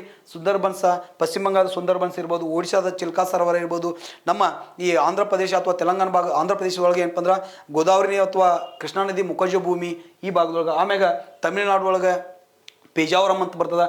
ನಮ್ಮ ಕರ್ನಾಟಕ ಒಳಗೆ ಕುಂದಾಪುರ ಅಂತ ಬರ್ತದೆ. ನೆಕ್ಸ್ಟ್ ಇಲ್ಲಿ ಗುಜರಾತ್ ರಾಜ್ಯದೊಳಗೆ ಏನಪ್ಪ ಅಂದ್ರೆ ಕಚದೀವ್ ಪ್ರದೇಶ ಅಂತ ಬರ್ತದೆ. ಇವೆಲ್ಲ ಇಲ್ಲಿ ಕೇರಳ ಭಾಗದೊಳಗೆ ಏನಪ್ಪ ಅಂದ್ರೆ ವೆಂಬನಾಡು ಮತ್ತು ಅಷ್ಟಮುಡಿ ಸರೋವರ ಅಂತ ಆ ಭಾಗದೊಳಗೆ ಅತಿ ಹೆಚ್ಚಾಗಿ ಏನಪ್ಪ ಅಂದ್ರೆ ಇಲ್ಲಿ ಮ್ಯಾಂಗ್ರೋವ್ ಅರಣ್ಯಗಳು ಅತಿ ಹೆಚ್ಚಾಗಿ ಹಂಚಿಕೊಂಡಿದ್ದಾವೆ. ಆದ್ರೆ ಪ್ರಪಂಚದೊಳಗೆ ಅತಿ ಹೆಚ್ಚು ಮ್ಯಾಂಗ್ರೋವ್ ಅರಣ್ಯಗಳು ಏನಪ್ಪ ಅಂದ್ರೆ ಈ ಭಾಗದೊಳಗೆ ಸುಂದರ್ಬನ್ಸ್ ಭಾಗ ಅಂತ ಹೇಳ್ತೀವಿ. ಅಲ್ಲಿ ಅತಿ ಹೆಚ್ಚು ಮ್ಯಾಂಗ್ರೋವ್ ಅರಣ್ಯಗಳು ಕಂಡು ಬರ್ತಕ್ಕಂಥ ಒಂದು ಸ್ಥಳ ಅಂತ ಏನು ಮಾಡ್ತೀವಿ ನಾವಿಲ್ಲೇ ನೋಡ್ತೀವಿ ಸರ್. ಇಲ್ಲಿ ಅನೇಕ ಮರಗಳು ಬೆಳಿತಾವೆ. ಇದ್ರ ಮೇಲೆ ಏನಪ್ಪ ಅಂದ್ರೆ ಕ್ವಶನ್ಸ್ ಕೇಳ್ತಾನೆ. ಹಾಗಾದ್ರೆ ಮ್ಯಾಂಗ್ರೋವ್ ಅರಣ್ಯ ಪ್ರದೇಶ ಏನೈತಿಲ್ಲ ಅಲ್ಲಿ ಬೆಳೀತಕ್ಕಂಥ ಮರಗಳನ್ನ ಅತಿ ಹೆಚ್ಚಾಗಿ ಯಾವುದಕ್ಕೆ ಬಳಕೆ ಮಾಡ್ಕೊಳ್ತಾರಪ್ಪ ಅಂದ್ರೆ ಹಡಗುಗಳ ನಿರ್ಮಾಣಕ್ಕೆ ಬಳಕೆ ಮಾಡ್ಕೊಳ್ತಾರೆ ರೀ. ಚರ್ಮ ಹದ ಮಾಡ್ಲಿಕ್ಕೆ ಏನಪ್ಪ ಅಂದ್ರೆ ಅಲ್ಲಿ ಬೆಳೀತಕ್ಕಂಥ ಮರಗಳನ್ನ ಬಳಕೆ ಮಾಡ್ಕೊಳ್ತಾರೆ. ಅಷ್ಟೇ ಅಲ್ಲದೆ ಏನಪ್ಪ ಅಂದ್ರೆ ಅವು ಮಾಚಿಸ್ ಅಂತ ಬೆಂಕಿ ಪಟ್ಟಣ ಅದನ್ನು ತಯಾರು ಮಾಡ್ಲಿಕ್ಕೆ ಏನಪ್ಪ ಅಂದ್ರೆ ಈ ಮ್ಯಾಂಗ್ರೋವ್ ಅರಣ್ಯಗಳನ್ನ ಬಳಕೆಯನ್ನು ಮಾಡ್ಕೊಳ್ತಾರೆ. ಎಕ್ಕೆ ಚಿಲಕ್ಕಿಗಳು, ಸೊಕ್ಕಿ ಬೆಳೆಯುವ ಸೂಗಿಗಳು, ಉಕ್ಕಿ ಬೆಳೆಯುವ ನೆಲ್ಲಿಗಳು, ತಟ್ಟೇಶಿ, ತಾಮಿನದಿ, ನಾಗ ಸಂಪಿಗೆ, ಮಾವು ನೆರಳು, ತೇಗ, ಚೆನ್ನಂಗಿ, ಬಲ್ಲಿ, ಪಾದರೆ ಇವೆಲ್ಲವೂ ಏನಪ್ಪ ಅಂದ್ರೆ ಗಿಡಗಳ ಹೆಸರು ರೀ. ಭಾಳ ಅದಾವ್ರಿ ಇವೆಲ್ಲ. ನಾವು ಆಫ್ಲೈನ್ದೊಳಗೆ ಈ ಭಾರತದ ಸ್ವಾಭಾವಿಕ ಸಸ್ಯವರ್ಗ ಹೇಳೋಕೆ ಮುಂದೆ ನಮ್ಮೆಲ್ಲ ಹುಡುಗರಿಗೆ ಇದನ್ನು ಭಯಪಟ್ಟ ಮಾಡಿಸಿಬಿಡ್ತಾನೆ ರೀ. ಒಟ್ಟು ನಮ್ಗೆ ಯಾವ ಸಸ್ಯವರ್ಗದೊಳಗೆ ಯಾವ್ಯಾವ ಮರಗಳು ಬರ್ತಾವೆ ಅನ್ನೋದು ಒಂದು ಕೋಡ್ ಹೊಡೆದಾಗ ಎಲ್ಲ ಮುಗಿದು ಬಿಡ್ತೈತೆ ರೀ. ನಾವು ಆಫ್ಲೈನ್ದಾಗ ಇವೆಲ್ಲವೂ ಏನಪ್ಪ ಅಂದ್ರೆ ಪರ್ಫೆಕ್ಟಾಗಿ ಮಾಡಿಬಿಡ್ತೀವಿ ಒಮ್ಮೆ. ನೆಕ್ಸ್ಟ್, ನೀರನ್ನು ಸಂರಕ್ಷಿಸುವ ಬಗ್ಗೆ ಸಾರ್ವಜನಿಕರಲ್ಲಿ ಜಾಗೃತಿ ಮೂಡಿಸಲು ಜಲ್ಜನ್ ಯೋಜನೆ, ಯಾವ ಯೋಜನೆ ರೀ? ಜಲ್ಜಲ್ ಯೋಜನೆಯನ್ನು ಜಾರಿಗೊಳಿಸಿದವರು ಯಾರಂತ ಕೇಳಿದ್ದಾರೆ. ನೀರನ್ನು ಸಂರಕ್ಷಿಸುವ, ಯಾಕಂದ್ರೆ ನೀರನ್ನು ಭಾಳ ವೇಸ್ಟ್ ಮಾಡ್ತಿರ್ತೀವಿ ರೀ, ಅದನ್ನು ಸಂರಕ್ಷಣೆ ಮಾಡಬೇಕು ಅನ್ನೋ ಉದ್ದೇಶ ಇಟ್ಕೊಂಡು ಸಾರ್ವಜನಿಕರಲ್ಲಿ ಜಾಗೃತಿ ಮೂಡಿಸಲು ಜಲ್ಜನ್ ಯೋಜನೆಯನ್ನು ಜಾರಿ ತೊಗೊಂಬಂದಾರ. ಹಾಗಾದ್ರೆ ಈ ಜಲಜನ ಯೋಜನೆಯನ್ನು ಯಾರು ಜಾರಿ ತೊಗೊಂಬಂದಾರ ಅಂತ ಇಲ್ಲಿ ಕ್ವಶನ್ಸ್ ಕೇಳಿದಾನೆ. ಕೇಂದ್ರ ಸರ್ಕಾರ ಮತ್ತು ರಾಜ್ಯ ಸರ್ಕಾರ, ಜಲಶಕ್ತಿ ಸಚಿವಾಲಯ ಮತ್ತು ಅರಣ್ಯ ಇಲಾಖೆ, ಜಲಶಕ್ತಿ ಸಚಿವಾಲಯ ಮತ್ತು ಬ್ರಹ್ಮಕುಮಾರಿ ಸಂಸ್ಥೆ ಅಂತ ಕೇಳಿದಾನ. ನೆಕ್ಸ್ಟ್ ಜಲಶಕ್ತಿ ಸಚಿವಾಲಯ ಮತ್ತು ಇಸ್ರೋ ಸಂಸ್ಥೆ ಅಂತೇಳಿ ಇಲ್ಲಿ 4 ಆಪ್ಷನ್ಸ್ ಅದಾವ್ರಿ ಸರ. ಹಾಗಾದ್ರೆ ಇದಕ್ಕೆ ಸರಿಯಾದ ಆನ್ಸರ್ ಯಾವುದು ಅಂತಂದ್ರೆ ಇಲ್ಲಿ ಕರೆಕ್ಟಾಗಿ ಅಬ್ಸರ್ವೇಷನ್ ಮಾಡಿರಿ. ಜಲಶಕ್ತಿ ಯಾವ್ದ್ರಿ? ಜಲಶಕ್ತಿ ಸಚಿವಾಲಯ ಮತ್ತು ಈ ಬ್ರಹ್ಮಕುಮಾರಿ ಅಂತಕ್ಕಂಥ ಸಂಸ್ಥೆ ಐತ್ರಿ. ಇವೆರಡೂ ಕೂಡಿಕೊಂಡು ಜಲಶಕ್ತಿ ಸಚಿವಾಲಯ ಮತ್ತು ಬ್ರಹ್ಮಕುಮಾರಿ ಸಂಸ್ಥೆ ಇವೆರಡೂ ಕೂಡಿಕೊಂಡು ಏನು ಮಾಡಿದವಪ್ಪ ಅಂದ್ರೆ ಜಲ್ಜನ್ ಯೋಜನೆಯನ್ನು ಜಾರಿ ತಂದವ. ಆ ಜಲ್ಜನ್ ಯೋಜನೆಯ ಮುಖ್ಯ ಉದ್ದೇಶ ಏನಪ್ಪ ಅಂದ್ರೆ ಜನರಲ್ಲಿ ನೀರನ್ನು ಸಂರಕ್ಷಿಸುವುದ್ರ ಬಗ್ಗೆ ಮತ್ತು ಏನಪ್ಪ ಅಂದ್ರೆ ಅದರ ಬಗ್ಗೆ ಜಾಗೃತಿ ಮೂಡಿಸುವಲು ಏನಪ್ಪ ಅಂದ್ರೆ ಒಂದು ಯೋಜನೆ ಯಾವ್ದಪ್ಪ ಅಂದ್ರೆ ಜಲಶಕ್ತಿ ಸಚಿವಾಲಯ ಮತ್ತು ಯಾವುದೇ ಜಲ್ಜನ್ ಯೋಜನೆ. ಇದನ್ನ ಜಾರಿ ತೊಗೊಂಬಂದವ್ರು ಯಾರ್ರಿ? ಜಲಶಕ್ತಿ ಸಚಿವಾಲಯ ಮತ್ತು ಬ್ರಹ್ಮಕುಮಾರಿ ಸಂಸ್ಥೆ. ಇದಕ್ಕೆ ಸರಿಯಾದ ಆನ್ಸರ್ ಅಂತೇಳಿ ನಾವಿಲ್ಲೇ ನೋಡ್ತೀವಿ. ಇಷ್ಟು ನಿಮ್ಗೆ ಏನಪ್ಪ ಅಂದ್ರೆ ಗೊತ್ತಿರ್ಬೇಕ್ರಿ. ಈ ಬ್ರಹ್ಮಕುಮಾರಿ ಸಂಸ್ಥೆ ಎಲ್ಲಿ ಗೊತ್ತೈತಿಲ್ರಿ? ರಾಜಸ್ಥಾನದ ಮೌಂಟ್ ಅಬು ಶಿಖರ್ ಅಂತ ನೋಡ್ತೀವಲ್ರಿ. ಭಾರತದಲ್ಲಿ ಏನಪ್ಪ ಅಂದ್ರೆ ಈ ಬ್ರಹ್ಮಕುಮಾರಿ ಅಂತಕ್ಕಂಥ ಒಂದು ಸಂಸ್ಥೆ ಐತ್ರಿ. ರಾಜಸ್ಥಾನದ ಒಂದು ಮೌಂಟ್ ಅಬು ಅಂತ ಕಂಡು ಬರ್ತದ. ಆ ಮೌಂಟ್ ಅಬುದೊಳಗೆ ಏನಪ್ಪ ಅರಾವಳಿ ಬೆಟ್ಟಗಳದಲ್ರಿ. ಆ ರಾಜಸ್ಥಾನದ ಈ ವಾಯುವ್ಯ ಭಾಗದಲ್ಲಿ, ನಮ್ಮ ಭಾರತದ ವಾಯುವ್ಯ ಭಾಗದಲ್ಲಿ ಕಂಡು ಬರ್ತಕ್ಕಂಥ ಅರಾವಳಿ ಬೆಟ್ಟಗಳದವ್ರಿ. ಅರಾವಳಿ ಬೆಟ್ಟಗಳು ಅತಿ ಹೆಚ್ಚಾಗಿ ಎಲ್ಲಿ ಹಂಚಿಕೆ ಆಗಿದಾವಪ್ಪ ಅಂತಂದ್ರೆ ರಾಜಸ್ಥಾನದೊಳಗೆ. ಆ ರಾಜಸ್ಥಾನದಲ್ಲಿ ಮೌಂಟ್ ಅಬು ಅಂತಕ್ಕಂಥ ಒಂದು ಪರ್ವತ ಶಿಖರ ಐತ್ರಿ. ಆ ಭಾಗದೊಳಗೆ ಏನಪ್ಪ ಅಂದ್ರೆ ಈ ಒಂದು ಬ್ರಹ್ಮಕುಮಾರಿ ಅಂತಕ್ಕಂಥ ಒಂದು ಸಂಸ್ಥೆ ಕಂಡು ಬರ್ತದ. ಆ ಬ್ರಹ್ಮಕುಮಾರಿ ಸಂಸ್ಥೆ ಮತ್ತು ಏನಪ್ಪ ಅಂದ್ರೆ ಜಲಶಕ್ತಿ ಸಚಿವಾಲಯ ಎರಡೂ ಕೂಡ್ಕೊಂಡು ಏನು ಮಾಡಿದವಪ್ಪ ಅಂದ್ರೆ ಈ ಜಲ್ಜನ್ ಯೋಜನೆ ಏನಪ್ಪ ಅಂದ್ರೆ ಜಾರಿಗೆಯನ್ನು ತೆಗೆದುಕೊಂಡು ಬಂದಿದ್ದವ್ರು ಸರ್. ಇಷ್ಟು ನಿಮ್ಗೆ ಏನಪ್ಪ ಅಂದ್ರೆ ಗೊತ್ತಿರಬೇಕು. ಮೌಂಟ್ ಅಬುವನ್ನು ಏನಂತ ಕರೀತಾರಪ್ಪ ಅಂದ್ರೆ ಪಶ್ಚಿಮದ ಗಿರಿಧಾಮಗಳ ರಾಣಿ ಅಂತ ಏನು ಮಾಡ್ತಾರೆ ಕರೀತಾರೆ. ಪಶ್ಚಿಮದ ಗಿರಿಧಾಮಗಳ ರಾಣಿ ಯಾವುದು ಅಂದ್ರೆ ಮೌಂಟ್ ಅಬು. ಪೂರ್ವದ ಗಿರಿಧಾಮಗಳ ರಾಣಿ ಯಾವಪ್ಪ ಅಂದ್ರೆ ಡಾರ್ಜಿಲಿಂಗ್. ದಕ್ಷಿಣ ಗಿರಿಧಾಮಗಳ ರಾಜ್ಯ ಯಾವಪ್ಪ ಅಂದ್ರೆ ಊಟಿ. ಉತ್ತರದ ಗಿರಿಧಾಮಗಳ ರಾಜ್ಯ ಅಂದ್ರೆ ಮೊದಲು ಚಕ್ರಾತ ಅಂತ ಕರಿತಿದ್ರಿ, ಈಗ ಚೇಂಜ್ ಮಾಡಿದ್ರೆ ಅದನ್ನು ಸಿಮ್ಲಾ ಅಂತ ಮಾಡ್ತಾನೆ ಕರೀತಾರೆ. ಭಾರತದ ಗಿರಿಧಾಮಗಳ ರಾಜಧಾನಿ ಅಂದ್ರು ಸಿಮ್ಲಾನೇ. ಉತ್ತರ ಭಾರತದ ಗಿರಿಧಾಮಗಳ ರಾಣಿ ಯಾವುದು ಅಂತಂದ್ರೆ ಸಿಮ್ಲಾನ್ ಅಂತ ನೋಡ್ತೀವಿ. ಮಧ್ಯ ಭಾರತದ ಗಿರಿಧಾಮಗಳ ರಾಣಿ ಯಾವುದಪ್ಪ ಅಂತಂದ್ರೆ ಅದನ್ನು ನಾವು ಏನಪ್ಪ ಅಂದ್ರೆ ಯಾವುದ್ರಿ ಮಧ್ಯ ಭಾರತದ ಗಿರಿಧಾಮಗಳ ರಾಣಿ ನಾವು ಯಾವುದಕ್ಕೆ ಕರಿತೀವಪ್ಪ ಅಂದ್ರೆ ಅಮರಕಂಟಕ. ಯಾವುದ್ರಿ? ಅಮರಕಂಟಕವನ್ನು ಮಧ್ಯ ಭಾರತ ಗಿರಿಧಾಮಗಳ ರಾಣಿ ಅಂತ ಕರೀತಾರೆ. ಇಷ್ಟು ಏನಪ್ಪ ಅಂದ್ರೆ ಸಂಪೂರ್ಣವಾಗಿರ್ತಕ್ಕಂಥ ಮಾಹಿತಿ ನಿಮ್ಗೆ ಗೊತ್ತಿರ್ಬೇಕ್ರಿ. ಇಲ್ಲಿ ನೆಕ್ಸ್ಟ್ ನೋಡ್ರಿ. ಓಕೆ, ಒಟ್ಟು ಟೋಟಲ್ ರಾಜ್ಯ ಮತ್ತು ಕೇಂದ್ರ ಸರ್ಕಾರಕ್ಕೆ ಸಂಬಂಧಪಟ್ಟಂತೆ 20 ಯೋಜನೆಗಳದವ್ರಿ. ಇದ್ರ ಬಗ್ಗೆ ಮತ್ತೆ ಅಡಿಷನಲ್ ಆಗಿ ನಿಮ್ಗೆ ಸಾಕಷ್ಟು ವಿಷಯಗಳನ್ನ ಎಲ್ಲ ಹೇಳ್ತಿ. ಸ್ವಲ್ಪ ಏನಪ್ಪ ಅಂದ್ರೆ ಇದನ್ನು ಕರೆಕ್ಟಾಗಿ ನೋಟ್ ಮಾಡ್ಕೊಂಡು ಇದನ್ನು ಸರಿಯಾಗಿ ನೀವು ಯುಟಿಲೈಸ್ ತೊಗೊಳ್ರಿ. ಇದಕ್ಕೆ ಸಂಬಂಧಪಟ್ಟಂಗೆ ಏನಪ್ಪ ಅಂದ್ರೆ ಮತ್ತೆ ನಿಮ್ಗೆ ಯಾವುದು ವಿಡಿಯೋ ಸಂಬಂಧ ಏನು ಭಾಳ ಇಂಪಾರ್ಟೆಂಟ್ ಏನೈತಲ್ರಿ ಈ ಮುಂದೆ ಬರ್ತಕ್ಕಂಥ ಎಕ್ಸಾಮ್ಗೆ, ಅದಕ್ಕೆ ಮತ್ತೆ ನೆಕ್ಸ್ಟ್ ತರಗತಿ ಒಳಗೆ ನಾನು ಹೇಳ್ಕೊತ ಹೋಗ್ತೇನೆ. ಓಕೆ, ಇಲ್ಲಿಗೆ ಮುಗಿಸಿ.